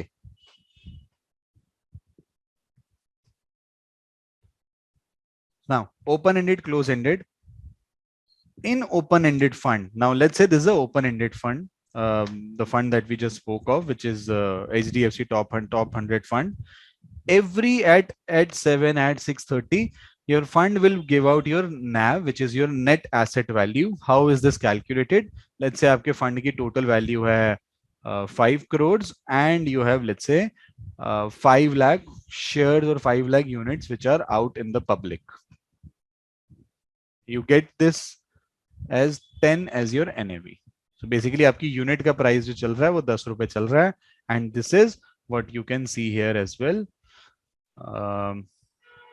Where is that HDFC? So this NAV is your 768. You will see fund का size कितना है, and you know कि fund में कितने लोगों ने, fund के कितने units basically निकले हैं. Every day this will gets published. Sir Now, unit क्या होता है? unit sir is okay. So let's say you all accumulated fund, every investor accumulated fund of let's say 5 crores, and this was invested in let's say equity market. तो अब क्या हुआ, मैंने 5 करोड़ और कितने पार्टिसिपेंट हैं, कितने लोग, कितने बेसिकली मैंने क्या करा, 1000 यूनिट की, 1000 रुपए की एक यूनिट बना दी, या 1000 नहीं, चलो 10 रुपए की एक यूनिट बना दी. 5 करोड़ के हिसाब से, 10 रुपए के हिसाब से मेरे टोटल 50 लाख यूनिट हो गए. Let's say you have deposited 5 lakh here, it means 10 रुपए के हिसाब के आपके पास 50,000 यूनिट्स हैं. Units is nothing, a smallest size, a smallest piece of that investment. What I have done is, मैंने यूनिट साइज बना दिया 10 रुपए का या 100 रुपए का या 1000 रुपए का. जैसे शेयर साइज होता है ना, वैसे मैंने एक यूनिट साइज बना दिया 10 रुपए का. Now if you invest 5 lakh rupees, it means you have 50,000 units. Sir एक तरह से ये वो मार्केट कैपिटलाइजेशन वो जैसे होती कि current market price into shares outstanding, तो वैसा सही है. नहीं, so okay, let's give you easier thing. Let's say there are 10 investors. There are 10 investors in mutual fund. We'll keep things very easy, and they accumulated let's say 250 rupees together. अब आपने क्या करा, आपने बोला एक यूनिट इज इक्वल टू 1 रुपी. तो इसका मतलब सर 250 यूनिट्स हो जाएंगी मेरे पास. टोटल मेरे पास, टोटल इस फंड की 250 यूनिट है, जिसमें से let's say one investor invested 150 rupee, second investor invested 30 rupee, third investor invested 10 rupee, and so on and so fourth. So investor 1 is actually holding 150 units. Investor 2 is holding 30 units. So every unit, now this 250 you invested somewhere and this became 300. आपकी 1 रुपए की unit थी एक, अब आपकी एक unit का price कितना बढ़ गया, फ्रॉम 1 यूनिट तो आपकी 250 ही है. So you will have, unit आपकी 250 है, so you will have 300 divided by 250, your price of 1 unit. If from 1 unit is equal to 1 rupee, it was initially, now it is 1.2. So the person who is having 150 unit is basically, उसका पैसा 180 रुपया हो गया.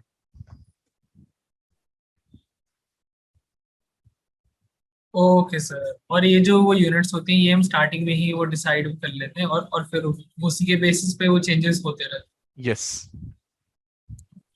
Okay. So now this 1.2 from 1, तो initially आपके fund की जो net asset value थी for each unit, it was 1. Now net asset value for each unit is 1.2. So what you see on your screen is basically NAV, which is your net asset value as of 2nd September. आपकी NAV कितनी चल रही है जी, 768 चल रही है. Now suppose if you have 10,000 units, तो आपके वर्थ कितनी हो गई, 10,000 into 768. This will be your amount of money that is with you. तो open ended, close ended. Let's discuss open ended first. अब ओपन एंडेड में क्या है, एचडीएफसी ने शाम को 7 बजे बोला कि बॉस ऐसा है, इस फंड की जो नैव है ना वो 770 रुपया. This is naive for this fund is 770 rupees. आज के दिन में, today is what, 4th of September. आज के दिन में मेरे पास इन्वेस्टर्स कितने और मेरे पास कितनी, अब रोज क्या होगा, आप एप्लीकेशन डालोगे whether you want to buy more, whether you want to sell more, whether you want to buy more or you want to sell. Based on this price, your units, let's say you want to sell, आपके पास 50,000 unit पड़ी थी, आपने क्या करा, 50,000 unit into 770, this money will be refunded to you. और आपकी total units में से लेट्स से 250, मतलब लेट्स से 1 लाख यूनिट थी, 1 लाख में से आपकी यूनिट कम हो जाएगी for fund manager, it will be 50,000। So once HDFC receives your request, तो HDFC क्या करेगा, आपको जितना पैसा देना है उतने के शेयर्स बेचेगा और आपको वो पैसा वापस दे देगा। Do you get this? Any problem here? This working is very important about mutual fund. Sir एक बार और सुना।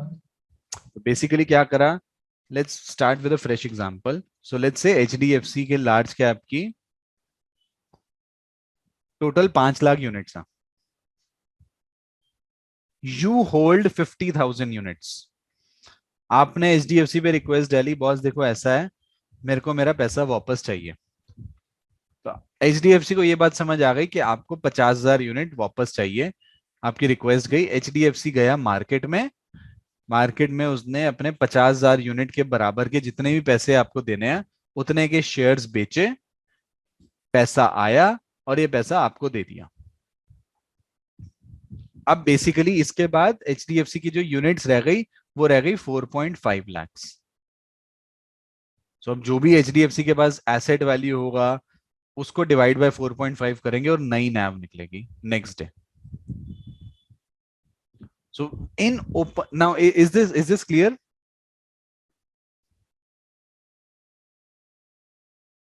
सर ये जो 50,000 थी वो नई यूनिट्स थी। नहीं, okay, let's do it again. So HDFC has a total of, I'll give one example using numbers, I think that will be easier. So let's say HDFC की आज फंड वैल्यू है 1 करोड़ और HDFC के पास units है, total units है 5 लाख। नैव क्या निकली? 20। 20। ठीक है, now you put in a request, you hold 50,000 units, you put in a request के बॉस मिस्टर HDFC मेरे को मेरे 50,000 यूनिट बेचने हैं। On 4th of September you have put in this request कि बॉस मेरे को मेरे 50,000 यूनिट है वो मेरे को बेचने हैं। तो HDFC says okay, what HDFC has is worth 1 crore के शेयर्स, है ना, 1 करोड़ रुपया तो नहीं, 1 करोड़ के शेयर्स हैं। तो what HDFC does is HDFC आपके 50,000 के हिसाब से, मतलब आपको कितना पैसा देना है, 50,000 into 20 which is your, कितना पैसा देना, 10 लाख। 10 लाख रुपए आपको देना है। तो HDFC जाता है 10 लाख के शेयर्स बेच देता, मार्केट में गया, ओके सर। 10 लाख के शेयर बेचे। अब क्या रह गया, अब HDFC की वर्थ कितनी 90 हो लाख गई, शेयर्स। 90 लाख उसके पास, 90 लाख के उसके पास शेयर्स है और 4.5 लाख के यूनिट्स रह गए। यूनिट्स है, अच्छा तो नहीं है, वो नहीं आ आपकी जाएगी। नैव ये हो गई। ओके। ठीक है, that's how your naive calculation works. Now every day HDFC will publish NAV, HDFC will consider जिस जिसको पैसा देना था उसको पैसा दिया और हर रोज एक नई NAV निकल के आएगी। ठीक है, now in open ended fund, in open ended fund HDFC से इसके बॉस ऐसा है, आप मेरे पास हर रोज आ सकते हो, कभी भी आओ खरीदो मेरे से, कभी भी आओ बेचो। Now this was an example जहां पे HDFC से पैसा गया है वापस। Now there can be more application ना जहां पे पैसा आया होगा, तो HDFC क्या करेगा, मार्केट में जाएगा और शेयर्स खरीदेगा, न्यूमरेटर भी बढ़ेगा, डिनोमिनेटर भी बढ़ेगा और नैव आपकी नई पब्लिश होगी। ओपन एंडेड में you can do this any time of the year. आप कभी भी HDFC के पास जाओ, HDFC जाएगा मार्केट में शेयर बेचेगा और आपको आपके पैसा वापस दे देगा। Now what happens with this is, what happens with this is you put in your application to HDFC, HDFC goes into market, sell share, buy share, whatever, let's take sell share, withdrawal की बात करते हैं। Market में गया, share बेचे, अगले दिन एक और बंदा आया, उसने बोला मेरे को खरीदना है, HDFC फिर मार्केट में गया, मार्केट से शेयर्स खरीद के लाया इस बार। Every time HDFC is going into market, it is incurring a buying cost जो ब्रोकरेज दे रहा है, खरीद बेच रहा है, इट इन्वॉल्व्स कॉस्ट ना. If you go and buy anything in the market, you have to bear some transaction cost. B, taxes. Every time HDFC is going out in the market to buy, to sell, it is bearing brokerage, it is bearing some transaction cost. Broker चाहिए, उसकी fees जाएगी, बहुत सब paper work हो रहा है, उन सब में फीस जा रही है. So it is incurring a lot of cost. So what HDFC does is HDFC says, boss, I am saying this is a close-ended fund now. Close ended fund का मतलब HDFC सेज, बॉस देखो ऐसा है, मेरे पास 3 साल तक तो मत आना बेचने के लिए, क्योंकि आपने जो मेरे को पैसा दिया है ना, वो मैं जा रहा हूं मार्केट में इन्वेस्ट करने. अब आप हर बार मेरे पास आओगे, आप हर बार बोलोगे जी मुझे मेरा पैसा चाहिए, आज आप आए हो, कल कोई और आएगा, परसों कोई और आएगा. तो नहीं जी, ऐसा नहीं है, आप मेरे पास तो मत आना. हाँ, अगर आपको अपनी यूनिट बेचनी है तो आप मार्केट में बेच लो. इट्स बेसिकली कि अगर आपको अपना शेयर, अपना यूनिट बेचना है ना, तो एक काम करो, मार्केट में जाओ, कोई और बायर ढूंढो और उसको बेच दो. मेरे को मत बेचना 3 साल तक. Now see, try and understand what is the difference between open ended and close ended. Open ended में ना आपके HDFC को, आपके म्यूचुअल फंड मैनेजर को हमेशा प्रिपेयर रहना है कि मेरे को अब मार्केट में जाना पड़ेगा शेयर खरीदने के लिए या शेयर बेचने के लिए. और वो थोड़ा सा कैश अपने पास हमेशा रखता है कि कभी मेरे को विड्रॉल के लिए हर बार मैं शेयर्स बेचने जाऊंगा और मेरे शेयर्स सही प्राइस पे बिकेंगे नहीं बिकेंगे, I don't know. So he would keep some cash with himself to accommodate any withdrawals. Sir अगर वो शेयर्स बेचने जाएगा तो सर उससे फंड साइज पे भी तो कुछ इफेक्ट आएगा. बिल्कुल अगर होगा वो ना इसलिए भाई. अच्छा तो फंड वो दे साइज, सकता है सर. अब अगर आपसे कोई पैसा मांगेगा, suppose you are HDFC and somebody is asking his money from you, you have to pay him back, no? Now if market is already in turmoil, shares price बहुत ज्यादा गिरे हुए हैं, आप अपने शेयर्स भी बेचने के लिए जाते हो, कल आपके पास कोई नया इन्वेस्टर आता है जो कहता है मेरे को शेयर खरीदने हैं, फिर आप फिर मार्केट में जाते हो, फिर शेयर खरीदते हो. सो अल्टीमेटली आप ट्रांजेक्शन कॉस्ट बार बार दे रहे हो. शेयर खरीदने में भी पैसा लगता है, शेयर बेचने में भी पैसा लगता है. So you want to avoid that. So what you say, this is in open ended. Now what you say, what is the alternative is close ended. आप क्या बोलते हो कि बॉस ऐसा है, मैंने, आपने जब मेरे को पैसा दिया था, आपने बोलता कि आप 2-3 साल तक पैसा रखोगे. अब एक काम करो, if you want to exit from this strategy ना, फाइंड अ न्यू बायर और आपस में उसको यूनिट बेच दो. मैं शेयर बेचने नहीं जा रहा. HDFC सिंह, बस मैं शेयर बेचने नहीं जा रहा, आप एक दूसरा बायर ढूंढ लो, एक्सचेंज पे जाओ, एक्सचेंज पे मैंने इसको लिस्ट कर दिया, आप जाओ और इसको बेच दो, मेरे पास मत आओ, मैं आपसे ट्रेड नहीं कर रहा. Now what happens in close ended is 2-3 benefits. A, transaction cost is saved.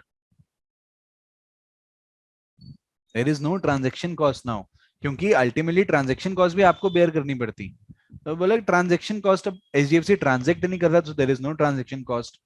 B, अगर मार्केट में ऑलरेडी टर्मोइल है और अगर न्यूज चली गई HDFC भी शेयर्स बेच रहा है, तो और ज्यादा टर्मोइल आ सकता है.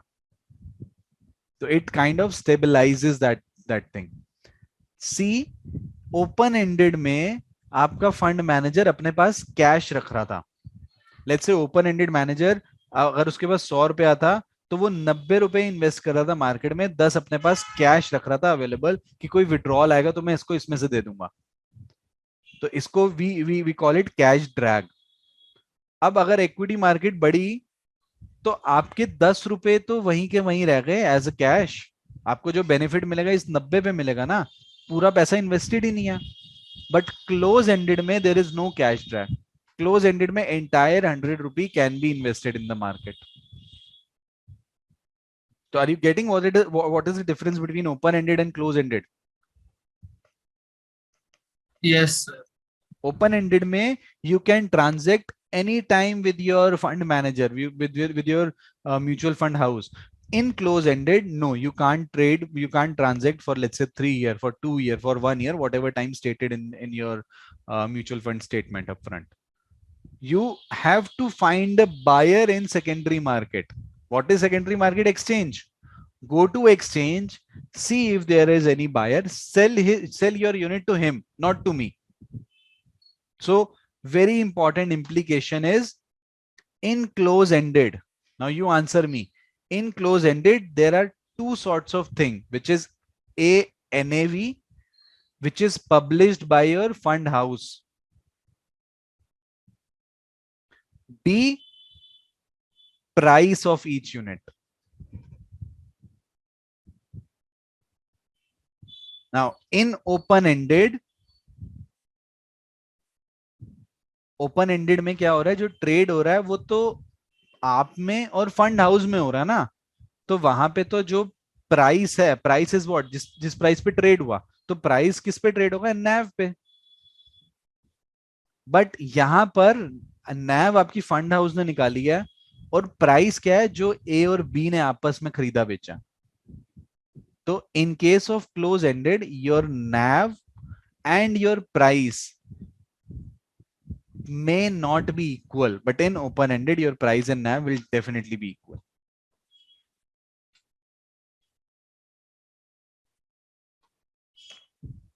Does this make sense? Open ended, close ended? Open ended जो हम क्लोज एंडेड की बात कर रहे हैं, तो हम एक तरीके से सेकेंडरी मार्केट की बात कर रहे हैं कि वहाँ पे जो कस्टमर क्लाइंट्स है वो वहाँ पे किसी दूसरे को सेल कर सकते हैं। Correct. इसीलिए उनका प्राइस में आके भी डिमांड एंड सप्लाई की कभी कोई बात होती है। Absolutely. Your NAV will be justified, will be given by your fund house, whereas your price will be dependent upon demand and supply. But see, ultimately क्या होगा, आपका NAV और price more or less equal रहेगा, but there can be cases जब equal ना हो. But in most cases they will be similar.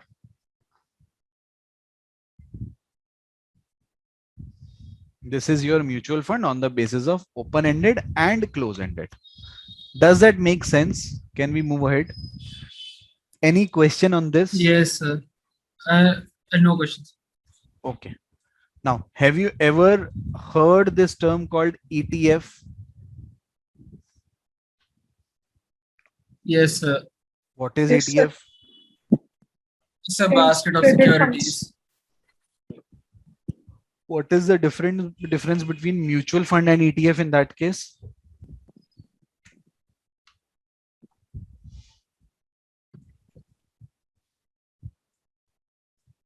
Is there a ETFs difference? benchmark होते हैं, तो फिर उसी के बेसिस पे लेते ETFs. जैसे निफ्टी बैंक निफ्टी या निफ्टी निफ्टी हम भारत में वो ETFs में इसको रेप्लिकेट कर रहे हैं मार्केट की परफॉर्मेंस। हाँ, मतलब ETF, let's say there is a ETF of okay, let's pull in one ETF as well. So let's say there's a ETF for is this ETF? No, this is index fund. Okay.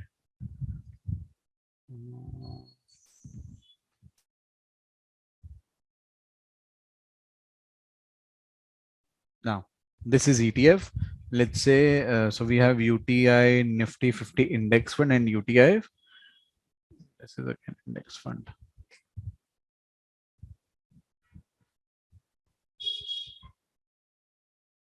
This is ETF, no? Nifty index ETF. No, this is also index fund.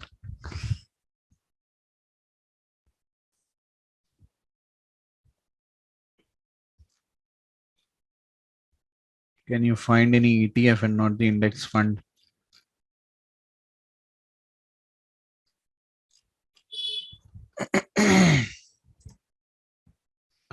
There are a lot of ETFs. Not a lot of 4-5 ETF at least. Take it. Now this is we have UTI gold. नहीं, ठीक है, ये लेते हैं Nifty 50 ETF. Now see, this is an ETF on Nifty 50. This is an index fund on Nifty 50. What is the difference between these two? This is also supposed to track your Nifty 50. This is also supposed to track your Nifty 50. What is the difference?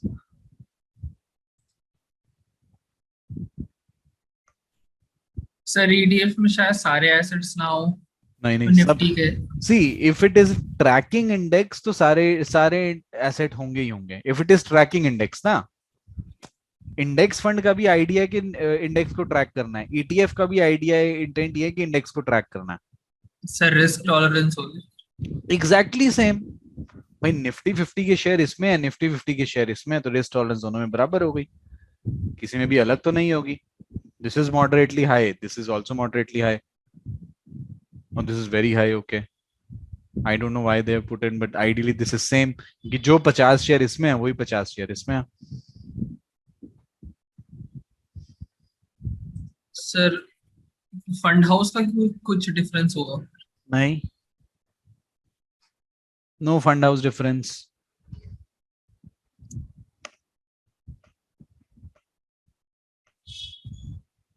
see sir अब तो नहीं पता क्या ETFs are yes I'm telling so ETFs are nothing but a mixture of a blend of open ended fund and close ended fund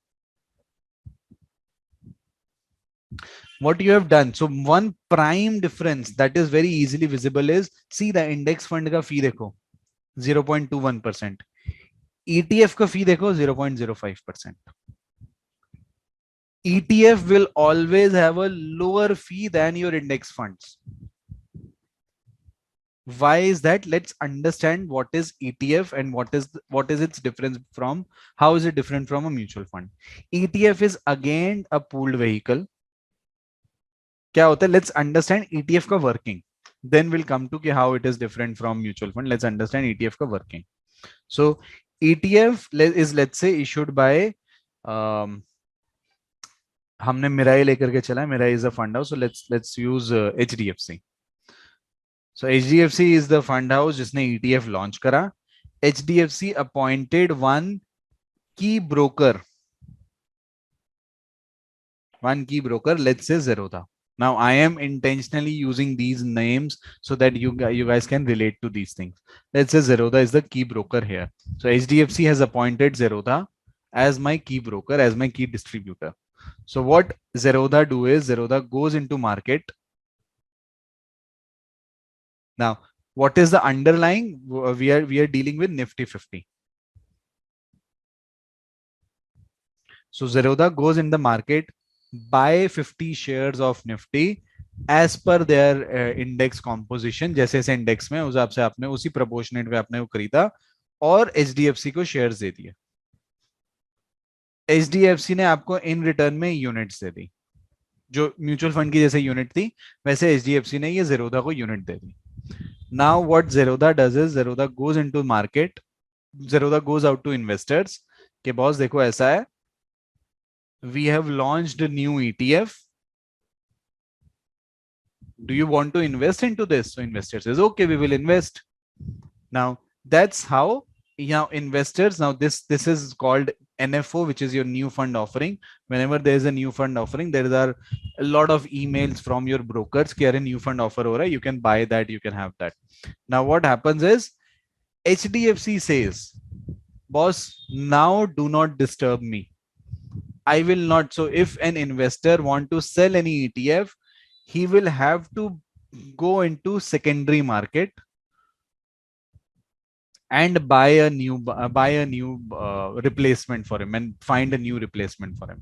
So ETF says HDFC says boss देखो मेरे पास shares आ गए हैं मैं वो शेयर्स नहीं बेच रहा मैं वो शेयर्स में ना कोई यूनिट नहीं बना रहा हूं ना आपको कोई शेयर बेच के दे रहा हूं आप देख लो अगर आपको अपना यूनिट बेचना है तो आप सेकेंडरी मार्केट में जाओ बायर सेलर ढूंढो और आपस में ट्रेड कर लो every time you have to do transact I am not worried about I am not concerned about कि मेरे को आपको पैसा देना है या मेरे को क्या करना है I am not concerned about that.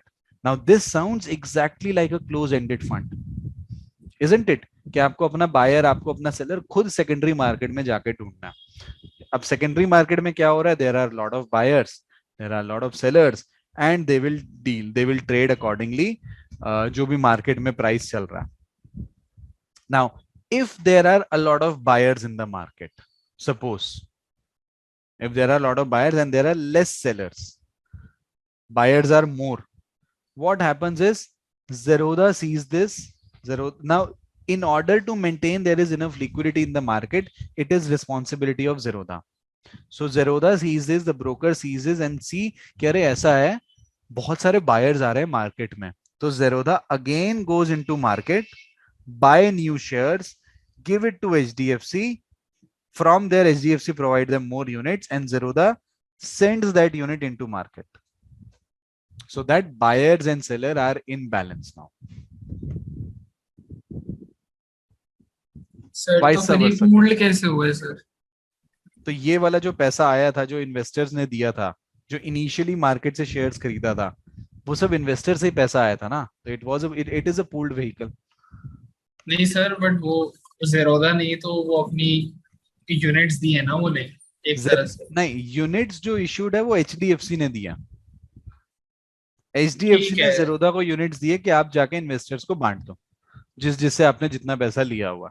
अब इन्वेस्टर्स ने आपको पैसा दिया हुआ ना जेरोदा को, जेरोदा वही पैसा लेकर के मार्केट में गया, शेयर्स खरीदे, एचडीएफसी को शेयर्स दिए, एचडीएफसी ने इन रिटर्न यूनिट्स दे दी. आपने वो यूनिट्स इन्वेस्टर्स को दे दी अपने अपने हिसाब से, जिसने जितना पैसा डाला हुआ.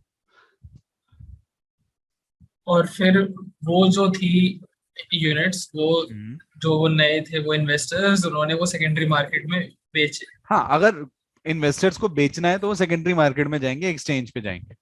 अब अगर आप एक्सचेंज पे गए हो, आपको बायर सेलर, आपका बाय डिमांड के हिसाब से काम होगा. मतलब आपका डिमांड और सप्लाई के हिसाब से आपका काम होगा. तो आप सप्लाई डिमांड देखते हो, and it is now the important part is, it is Zerodha's responsibility to maintain liquidity in the market. Liquidity कब चाहिए होगी आपको?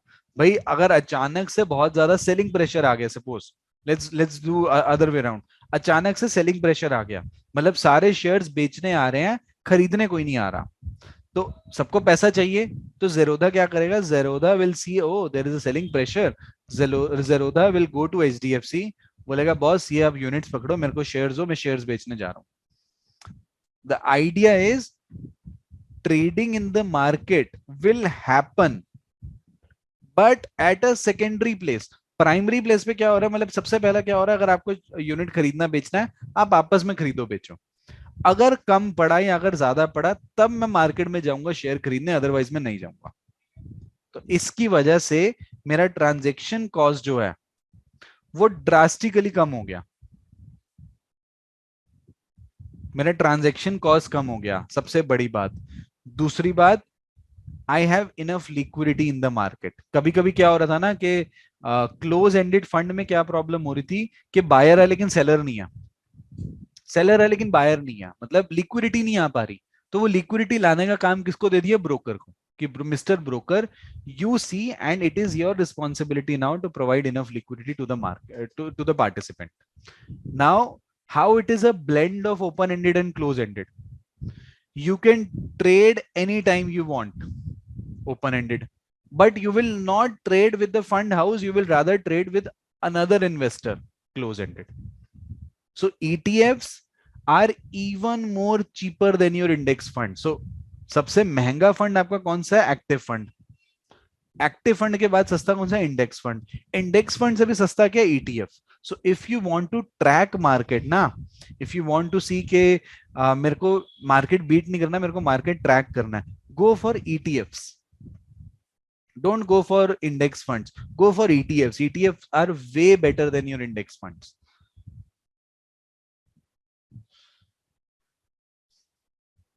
If you see this,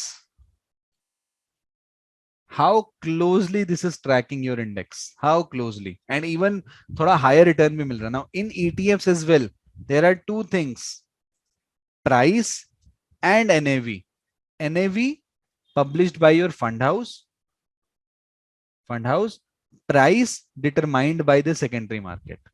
Generally your NAV will be very close to your, or maybe equal to your price.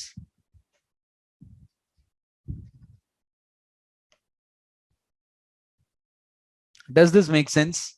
ETFs? Yes sir. I hope everybody says yes here. Okay, we've talked about open-ended, close-ended. What are the type of funds? We've talked about money. So we haven't spoken about money market fund. So money market fund, easy instrument. आपने pool करा vehicle, आपने pool करा पैसा, pooled fund आपने बनाया और उसके बाद आपने मनी मार्केट इंस्ट्रूमेंट में स्पेंड कर दिया, जैसे T bill, short term bonds, very short term commercial paper. So basically आपने बहुत सेफ इंस्ट्रूमेंट्स में और बहुत शॉर्ट टर्म के लिए आपने इन्वेस्ट करा. ETF we just spoke of. Yes, ETF we just spoke of. Then you have private equity and venture capital we discussed in our previous class. Bond mutual fund, we know the pooled fund is invested into bonds. Separate managed account is basically for example your portfolio management service. So the portfolio management service क्या होता है? Your fund is being managed by a fund manager. सिर्फ आप ही का fund है. This is not a pooled vehicle, it is a separately managed account. Your fund, आपने अपना 5 लाख रुपया 10 लाख रुपया किसी एक फंड मैनेजर को दिया कि mister fund manager please manage my fund accordingly. Index funds we have talked about. Hedge funds we know we've spent entire class on this hedge fund. Now, so that more or less covers your first chapter, which is your portfolio perspective, and your last chapter, which was about your not last, I think second last it is, which is about your IPS and how do you interact with your client. Then comes very important aspect, which is very recent, I'd say, biases. So um, in every model, in every you guys have talked about CAPM, right, in equity? Yes, sir. So in every portfolio theory, in every CAPM, in every model, pricing model, there is one statement, there is one assumption that the investor is considered to be rational. What do you understand by this statement that the investor is rational? So that he has a risk tolerance at a moderate level. So उसको required financial knowledge and stable income. नहीं. So a rational and कभी किसी के influence में आके नहीं, जो time और उस time पे time और requirement की need होगी उसके accordingly decision लेगा. So I would say a rational investor is the one who is a logical investor. Matlab, if I offer you two securities, A and B, and let's say A has expected return of 7%, B has expected return of 7%, A has risk of 8%, B has risk of 7%. Which security will you choose? This is return, this is risk. Which security you should choose? एक second. Return same है तो just कम prefer करेंगे. भाई my logic says B should be preferred. अगर return same है तो risk कम से कम होना चाहिए. This is a logical investor. This is a rational investor who would say, boss, if I have same level of return, if I'm receiving same level of return, I would prefer lesser amount of risk. Yeah, if I am faced with same risk, yes, if I change this a little bit, if let's say return and risk, if let's say risk is 7%, and return are 8%, 9%, which security would you choose now? B again, कि भाई अगर same amount का risk है तो मेरे को maximum से maximum return चाहिए. Now this is being rational, this is being logical. But are we really rational? No, sir. Why no? You just said B for both the options. Sir, ये जो returns हैं sir ये per month के हैं, per year के हैं. नहीं, this okay. Now this is you are going into analysis paralysis. Very easy. If I give you option के what would you prefer having in lunch? Maybe chole bhature or maybe salads. What would you prefer?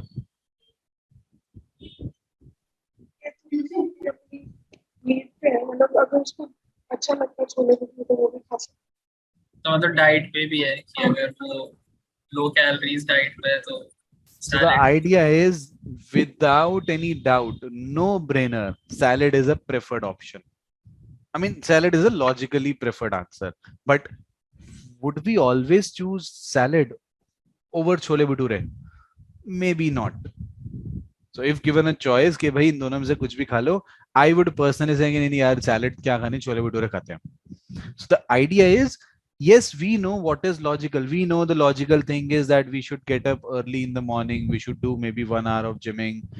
We should drink plenty of water. We should do this. We should study for 3 hours a day. We should study 4 hours a day. But that's what logic says. But are we always logical? Maybe not. Logic says that in equity, I should be investing maybe 10% or 15% of my money into crypto. But look at my portfolio, I'm investing, let's say, 50% in crypto only. So this is the amount. This is basically the thing that we always talk about an investor to be rational, but it is not always the case that the investor is rational. There are times when investors become irrational, or there are times when investors prefer uh, to go maybe not with the logic but with the emotions. Do you guys agree? Can you think of any other example where we are not following the logical way? तो actually अगर हम शादी में इतना हम जैसे money spend करते हैं तो ना करें, मतलब लॉजिक तो यही है ना कि हमें नहीं करना चाहिए, बट फिर भी काफी लोग करते हैं. Absolutely. So my logic says that there is no point that I spend my hard-earned money on one single day, which is wedding. So my logic says that yes, we should not spend that much amount of money. Maybe a simple wedding would also work, but we become irrational, we become illogical, and we spend a lot of money. Maybe even हम loans ले लेते हैं wedding के लिए. Yes, absolutely, we are not logical there. More So thoughts? buying a car. Buying a car, okay, that's a debatable thing. Somebody might say in any buying a car is better for me, it kind of provide that sort of flexibility. That's okay, acceptable. Have you seen people around you who are earning, let's say, 20,000 rupees, 25,000 rupees, 30,000 rupees, and they're carrying iPhone? Yes. Yes. So people are spending what, I mean, more than double of their per month income on their phone, or they are maybe spending double of their income on clothes, or they are spending more than 3 times or more than 4 times spending on their let's say travel.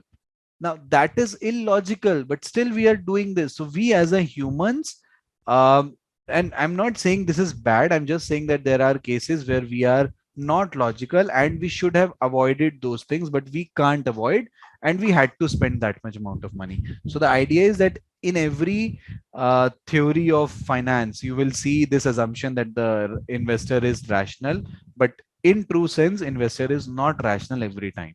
So with this chapter, we will try to understand what can be the reasons when the investor is not being rational, or when the investor avoids being rational. So there are two sorts of, so this chapter is a short chapter, is more of a theoretical, but it will, I think you will understand it once you do questions around this particular chapter. So there are biases that we have for human. What are biases? Do you know what biases means? Preferences. So partiality. Yes, so more or less, yes. So biases are basically some partial thoughts, or biases are basically some glitches that we have within ourselves. So there are cognitive bias, there are emotional bias. Cognitive errors or cognitive bias is basically due to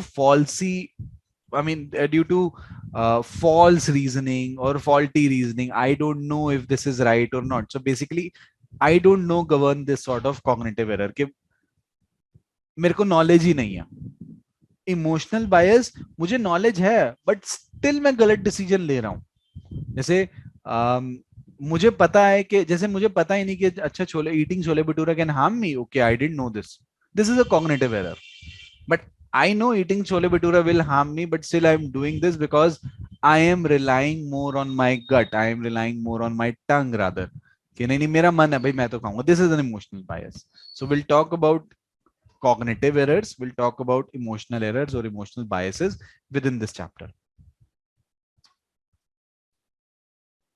Cognitive errors.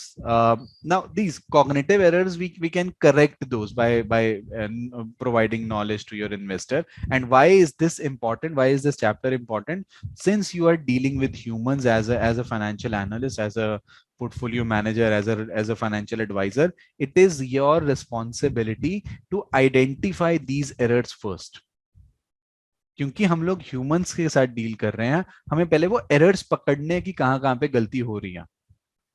And then maybe we can take steps to try and correct those errors if possible. But generally कुछ errors ऐसे होते हैं जो हम चाह के भी correct नहीं कर पाते. Now, conservatism bias occurs when market participants rationally form an initial view, but then fail to change that view as new information becomes available. I'll give you this very real life example of mine. So let me annotate here. Okay so conservatism bias means आपने initially ना बहुत research करी थी. आपने initially ऐसे मैंने research करी थी और मैंने रिसर्च के बाद पता लगा था कि bitcoin is the next big thing. मैंने बहुत रैशनली रिसर्च करी, बहुत कुछ समझा और मैंने समझा यार बिटकॉइन बहुत बढ़िया चीज है. रिसर्च मैंने कब करी थी? 4 साल पहले. अगले 4 साल में जो भी इंफॉर्मेशन नहीं आई, जैसे मुझे पता लगा कि नहीं नहीं ये तो बहुत इन्फ्लुएंस हो रहा है, तो बहुत रेगुलेटर्स आ रहे हैं, बहुत कुछ हो रहा है, मतलब this is not very safe investment now, this is not very high return game now. So I fail to change that view as new information become available and I am sticking to my old rationally formed view. मुझे लग रहा था 4 साल पहले या 5 साल पहले that Adani और Reliance, let's take up Reliance. 5 साल पहले मैंने रैशनली सोचा था कि यार रिलायंस का जो शेयर है ना वो बिल्कुल डेड शेयर है, वो बढ़ नहीं रहा. अब 5 साल मैंने ध्यान ही नहीं दिया उसकी तरफ, या जो नई इंफॉर्मेशन आई मैंने अपने आप को अपडेट नहीं करा, तो मैं अपने इनिशियल व्यू पे स्टक रह गया, which was my initially decided, initially what I came up rationally. What is important is मैंने जब इनिशियल अपनी रिसर्च करी थी ना वो मैंने रैशनल होकर के करी थी, बट मैं अपडेट नहीं करता रहा उसको, अपने व्यू को. This is my conservatism bias. I am being conservative in adapting new things.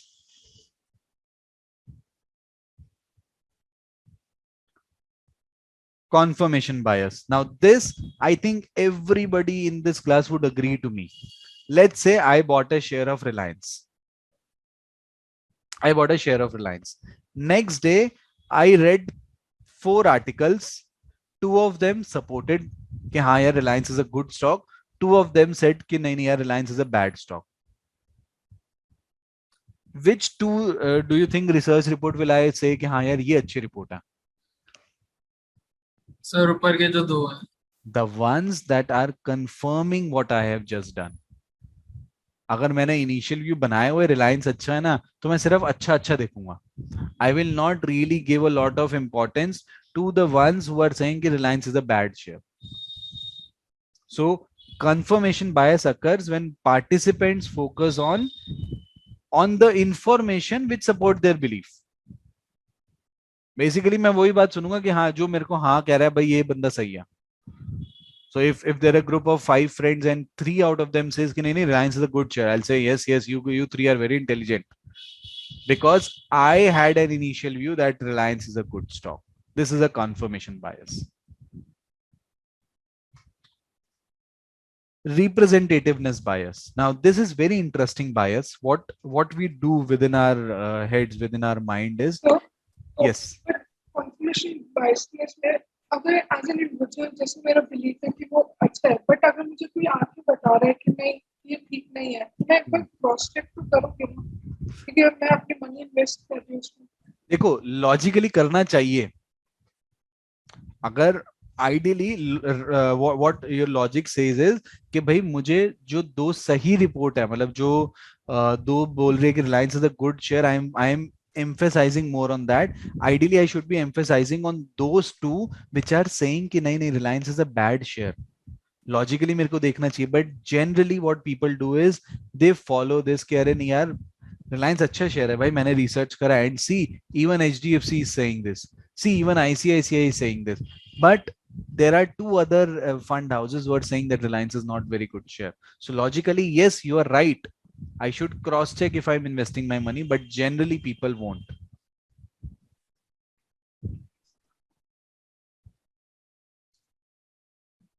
Representativeness bias. Now this is a very interesting bias, and so there are certain biases that you realize just after reading those things. उससे पहले आपको पता ही नहीं होता कि हम bias भी कुछ हो रहे हैं. So representative bias suggests, let's say, I mean this bias we all have, we all know. अच्छा एक बात बताओ, within mid cap or small cap, which one is more risky? Which one is riskier? सब mid cap और Small cap. सब mid cap. Ideally small cap. Small cap are the companies which are even more smaller, isn't it? So large cap are considered to be the sort of least risky, mid cap are high risk, and small cap are very high risk. Now if I tell you that there is a company in small cap, I will automatically presume it to be very high risky company. See how I am classifying caps.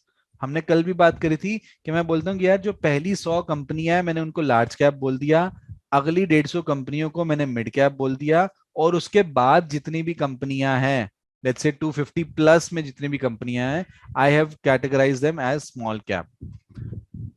How am I defining a company as a small cap? Based on its market capitalization. It's a small company in terms of market capitalization. I did not say anywhere कि small cap जो है वो risky होती है. नहीं, ये मेरी assumption है, small cap है सबसे ज्यादा risky होगी. So representativeness bias, representativeness bias is basically the bias where I try to put investments into different bucket.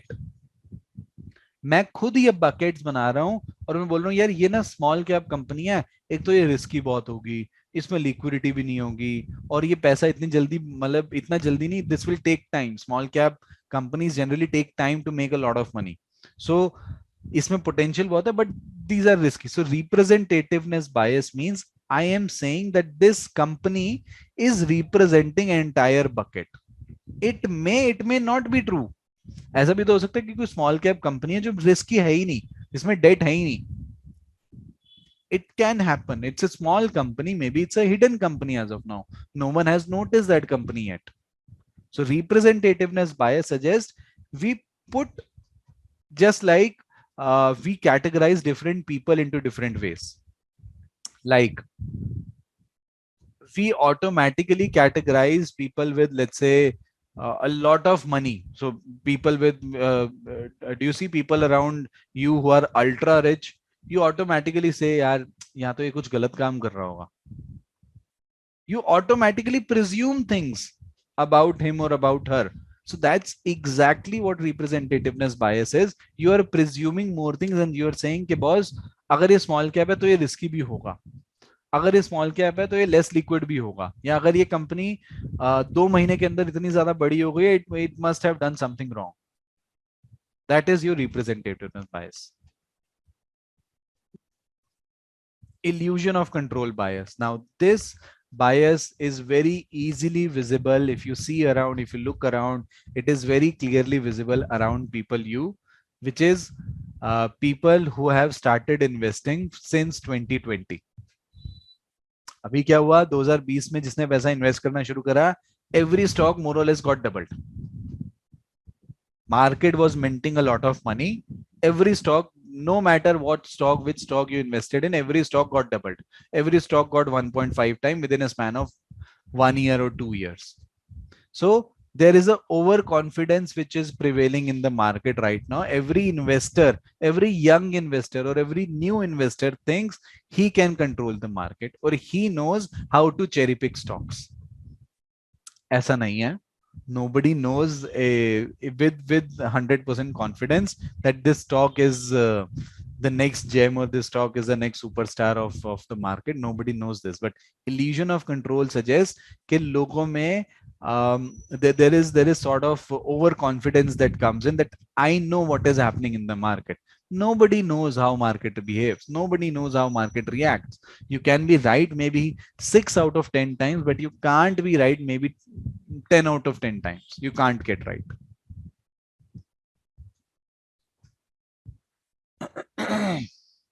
Now, hindsight bias. Okay, so today is India Pakistan match. Can you tell me who will win today? Can you predict? Sir, of course, India. Of course, India. Okay. Now, suppose, God forbids, now I am also a big Indian cricket fan. Now, God forbids and India loses. Tomorrow you will say, लगा ही था पाकिस्तान का bowling lineup बहुत अच्छा है, लग ही रहा था. This is a hindsight bias. Hindsight means जब टाइम निकल गया उसके बाद आप बोल रहे हो. जैसे कि रिलायंस या Adani for that matter has grown very big in last 2-3 years. Now there are different analyst who come up say कि अरे नहीं नहीं, हमें तो लग ही रहा था कि Adani has a lot of potential, Adani has been growing like this and this. So once time period has gone, then you say अरे लग ही रहा था. So let's say last Sunday there was India Pakistan match and we all predicted India to win, and so does it happened. Now during that match everybody was nervous who will win.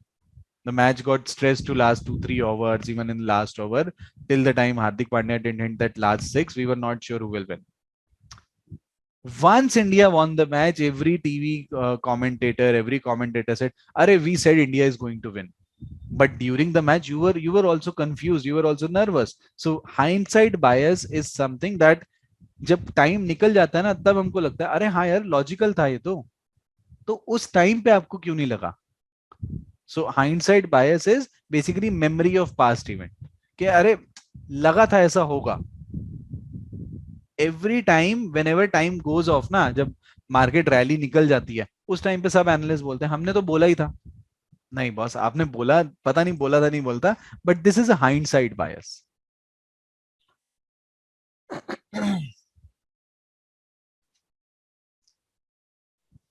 Then you've got again cognitive errors, information processing biases. Now this was belief के बारे में कि मेरा belief ही गलत है. Now this is information processing. This is more about कि मैं information को process नहीं कर पा रहा हूँ. I am not capable of processing information. Anchoring or adjustment bias. It means okay, how often I say this in my class, how often I say this, that Nifty can give you a return of 12-13%. I say this very often. I say to my clients as well that Nifty can give you 12-13% of return every year on CAGR basis. 12-13% आप कमा लोगे. How does this 12-13% fits into my mind? How often we say this, that bond will give you 6-7%? How is this 6-7%? आपने वो trend follow कर रहा है वही. Now, if you look at last 7-8 years, Nifty has never provided you 12% return, but on an average 12-13% दे देता on an average. So this 12-13%, I'm not saying this is true or this is false. I'm just saying that we generally became anchored to one number. We generally become anchored to one number कि यार इतना आ जाए अच्छा. So this is an anchoring bias where we keep on saying one number कि यार 12-13% आ गया अच्छा है ना. So I give undue weightage or overweight to that 12-3% number. I personally feel that this is my own bias. So every person faces this sort of bias. Many people would say Nifty will give you 10%. How is this 10%? Not 9, not 11. Why 10? Why 12? Why not 11 or why not 13? Because this is anchored in me कि मैंने analysis के बाद बोला मेरे हिसाब से 12%. Now if somebody tells me and somebody comes up and tells me कि boss ऐसा है निफ्टी ने ना 13% रिटर्न दिया, I'd say हाँ देखा 12 के आसपास ही तो है. तो नहीं, 13 is different, 12 is different. So this is your anchoring bias. Now mental accounting. to explain this, let me ask you this question. Suppose you receive a bonus of 2,50,000 in your bank account after year end. Year end पे company आपको bonus देती है, आपको 2.5 लाख रुपए का bonus मिला, क्या करोगे उस बोनस का?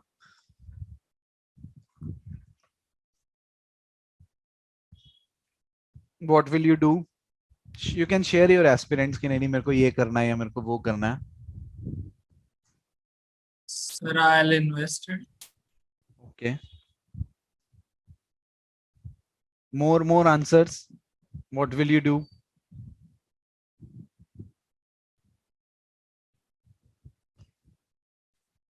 Vanshika, Anushka, are you there? I can see you, so you are there. So the idea is that we tend to, I mean, generally now you're saying that you'll invest, but once you get your 2.5 lakh of bonus, what you will do is you'll go on a trip. Maybe you'll spend time something on leisure. Maybe you'll buy a new iPhone, or maybe you'll spend it more than you are spending from your salary. So the idea is we treat money from different sources differently. But ultimately है तो वो मेरा पैसा ही ना. I should be very judicious about that money as well. Now if you get a lottery of let's say 1 crores, what will you do? I can give you in writing, you will spend let's say 50 lakhs at least, क्योंकि वो आप ऐसा समझो कि ये मेरे को free का पैसा मिला. बोनस आप समझोगे अरे ये तो फ्री का बोनस मिल गया यार, मतलब I was not expecting and suddenly I got this bonus, so I am spending this money on my travel, और I am spending this money on those things which I couldn't spend from my salary. So we treat different money differently, we treat money from different sources differently, which is not the right approach. Ideally this is basically your money only, you should manage it, but no, we don't do that, we spend it. For example, I'll give you this very real life personal example. So I got a refund from my ITR. So I filled my ITR और मेरा थोड़ा tax refund बचता था. I got my tax refund. What I did with that money, I spend it. क्यों भाई? मेरे को पैसा आया बाहर से, बाहर का खर्च कर दिया. No, but ideally that was my money only. Excess tax cut गया था, but ultimately पैसा तो मेरा ही है ना, वो मेरी सैलरी का पार्ट है, तो मेरे को उसको बचाना चाहिए. So we treat different money differently. Framing bias. So we all know the example of glass half full or half empty. It is depending upon how you see it and how the question is framed. Now if I tell you that let's talk about COVID vaccination. Now if I tell you that the new vaccine is 80% effective, or this vaccine is 20% non-effective. If I say this this vaccine is 20% ineffective or not effective, then maybe you'll find it कि अरे ये तो negative है यार, ये अच्छी vaccine नहीं है. But if I tell you नहीं this vaccine is 80% effective, you'll say कि नहीं this vaccine is good. So it is all about how your question or how your statement is framed.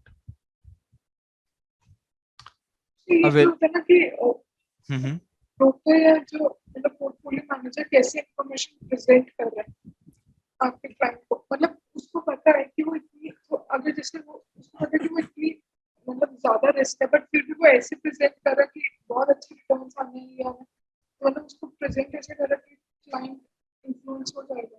Correct. So if you frame your statement in such a way that you want to impress client, then maybe you'll follow different words. You'll say कि for example, I'll take this COVID vaccine example only. If you want to sell it, you'll say, boss, this is 80% effective. So there is a 80% probability that you will succeed.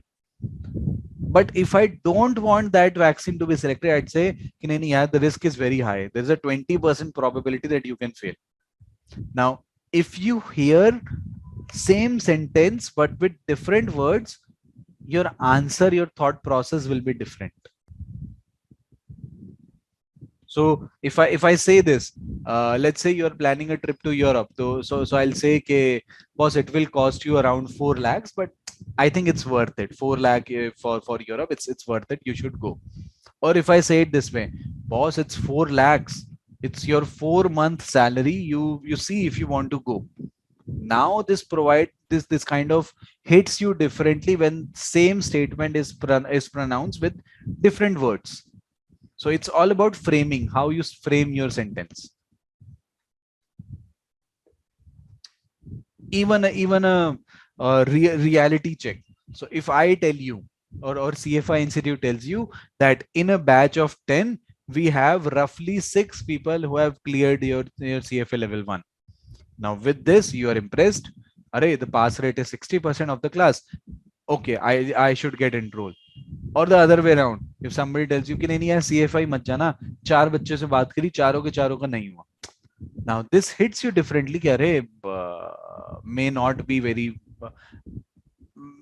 true. So it is all about framing, how you frame.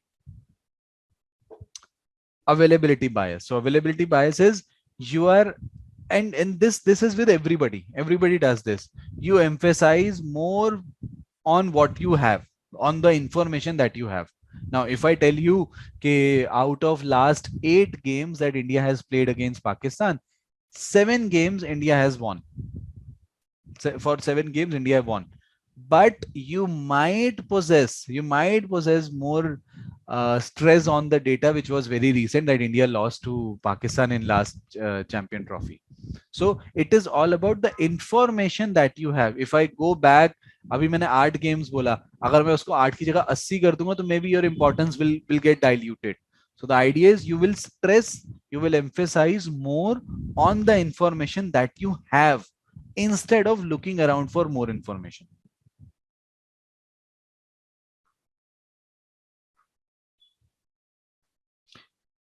Emotional biases. Now these are fewer in numbers than your cognitive. So emotional biases, which are more of gut feeler. Loss aversion bias. Now let's say you bought a share of Adani at, let's say, 300 rupees, and now that stock price is at, let's say, 200. Would you sell it or would you keep it?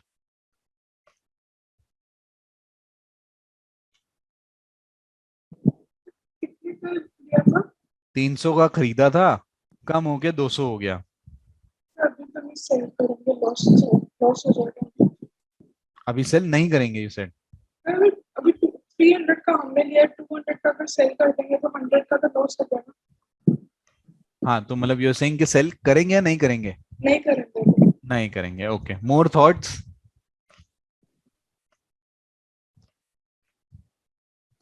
Okay. So can you repeat the question? So you bought a share at 300 a month back. Now the price of that stock is 200. Would you sell it? No, sir. I'll hold it. No. Everybody would say कि नहीं, we'll hold it. But see, अगर आप इसको hold करते हो तो शायद 1-2 महीने बाद, 3 महीने बाद शायद ये वापस 300 चला जाए. अल्टीमेटली आपका पैसा पार पे ही आएगा. Instead what you can do is कि यार इसको 200 में बेचो और 200 रुपया उस स्टॉक पे लगाओ जो बढ़ रहा है. So we humans have this tendency of loss aversion. We don't want to suffer loss. जब तक मैंने अपना लॉस रियलाइज नहीं करा तब तक मैं उसको लॉस मानता ही नहीं हूं. भाई 300 का 200 आ चुका, मैं ऑलरेडी लॉस पे बैठा हूं.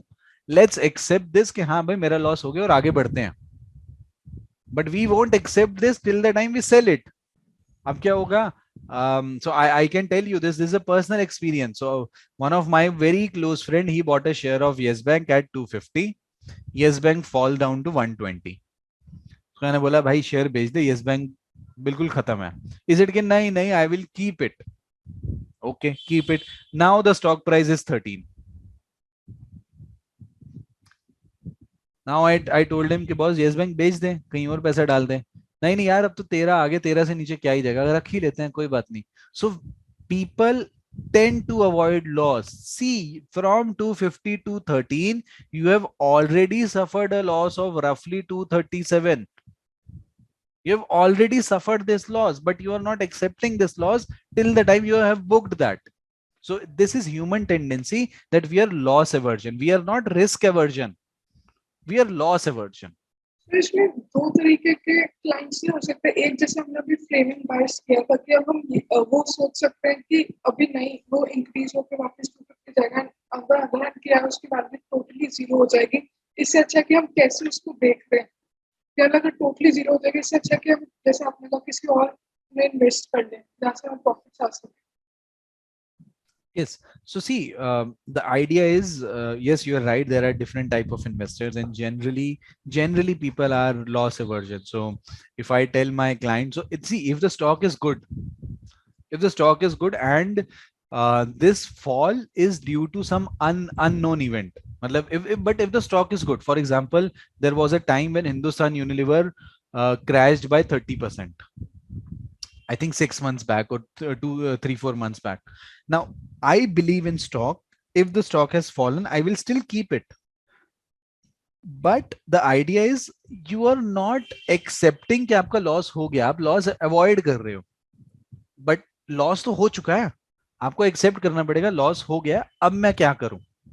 But we humans tend to avoid that loss. मानते ही नहीं कि loss हुआ.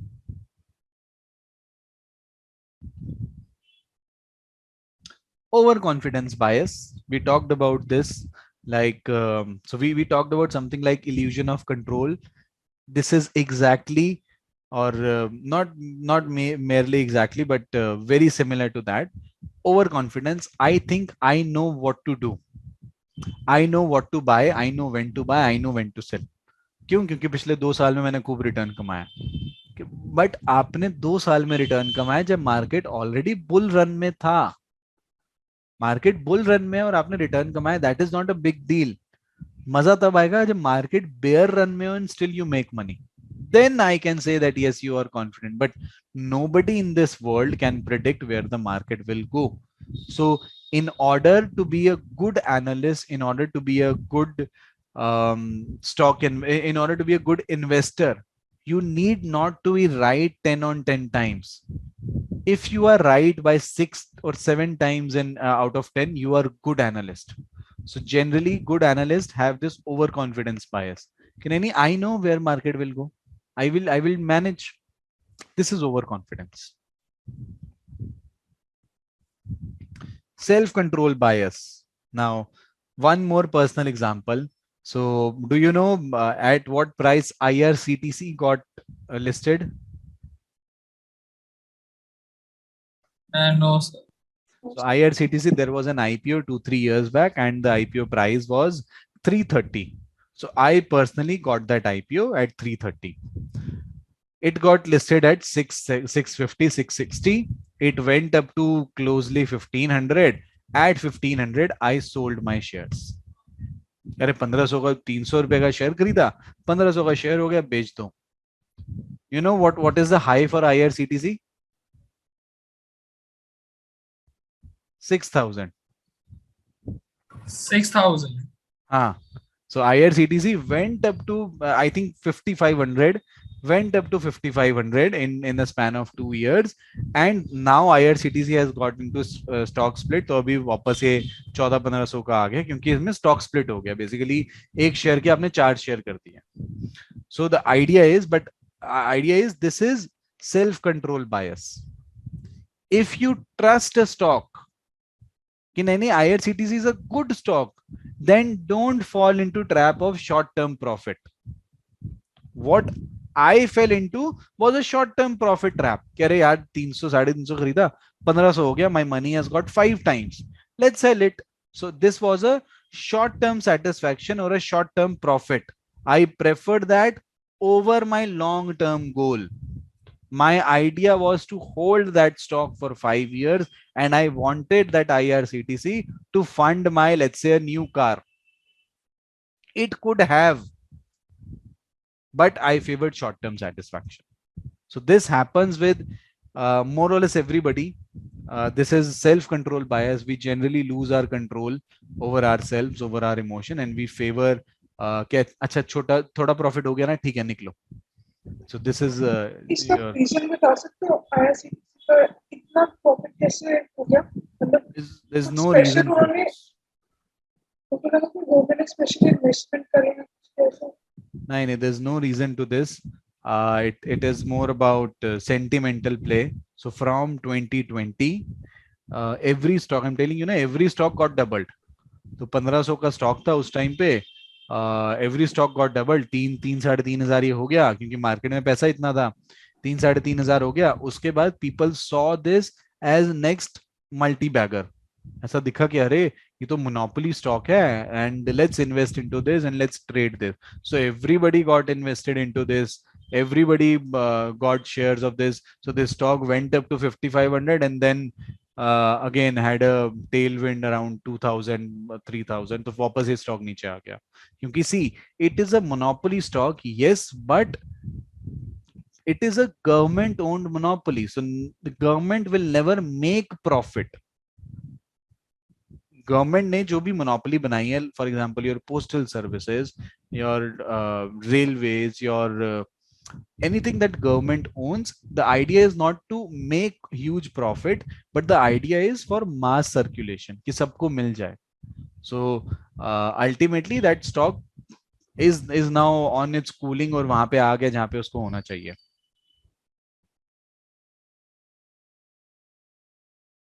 Status quo bias. Now, if I tell you, boss, I have a portfolio of 30 stocks, and if I tell you that I have a portfolio of 30 stocks and मैं चाहता हूँ कि मैं ना एक बार रिसर्च करूँ, कोई और स्टॉक ऐड करने हैं अपनी लिस्ट में या निकालने हैं, एंड तो मैं मतलब एनालाइज करूँ कि स्टॉक्स का क्या करना है क्या नहीं करना, I will generally and up at status को, विच इज जो अभी चल रहा है ठीक तो चल रहा है, अच्छा रिटर्न कमा तो रहा हूँ.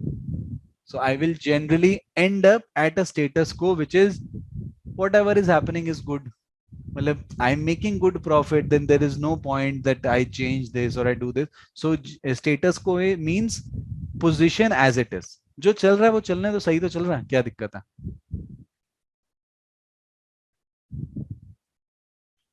Endowment bias. Now, endowment bias is, so I've written this example here. Uh, a spouse may hold on to security to the deceased spouse that the purchase for the reason like sentiments. For example, husband purchased maybe 1000 shares of Reliance, and now wife is not willing to sell it. क्यों नहीं नहीं मेरे husband ने खरीदा था and the husband has passed away, so wife is like नहीं नहीं मैं नहीं बेचूंगी, this is more of a emotional thing for me, so I won't sell it. You see this very often. You see this around yourself that maybe somebody is not selling anything. Forget about stocks. Maybe you're not selling anything because this thing is related to somebody, so you are emotionally connected to that. Now, this is not, I'm not saying this is wrong. I'm just saying that this is a sort of attribute that humans have. Now, if you are dealing with finance, so I think in previous class or one of those classes, one of you asked about behavioral finance. This is behavioral finance. You are, when you are dealing with humans, you have to understand emotions, you have to understand errors, or you have to understand biases that humans have toward finances. Then you've got regret aversion bias, which means that market participants generally. So, okay, I've shared my personal experience about IRCTC. Let's say I hold another stock of, let's say Adani Green. Now, I hold Adani Green at, let's say 300. Now the stock price went up to 3000 and it has fallen back to 2300. At 3000, I thought, अरे यार 300 का share 3000 का हो गया, my money has already got 10 times, let's sell it. But then IRCTC came into my head और मैंने कहा कि अरे नहीं नहीं यार रोक लेते हैं इसको भी. And my stock has fallen down. So instead of 3000, now the stock price is 2300. So I did not sell my Adani Green. Why? Because I wanted to avoid that regret. So we are regret aversion, and in order to avoid regret, we'll do nothing. हम बोलेंगे यार मैं अपना stock अब नहीं बेच रहा, पहले मैंने बेच दिया IRCTC, मेरे को घपला हो गया, मेरे को नुकसान हो गया, अब मैं अडानी ग्रीन बेच नहीं रहा, अब इसको बढ़ने दो जितना बढ़ना. So this is regret aversion. In order to avoid regret, I am not selling my stock or I am not purchasing any stock. I'm saying कि नहीं यार ठीक चल रहा है, कोई बात नहीं. So these are your emotional biases. Status quo bias. Status quo bias is you end up at the same point. मतलब आप शुरू करा जैसे I have 30 stocks in my portfolio, I have 40 stocks in my portfolio.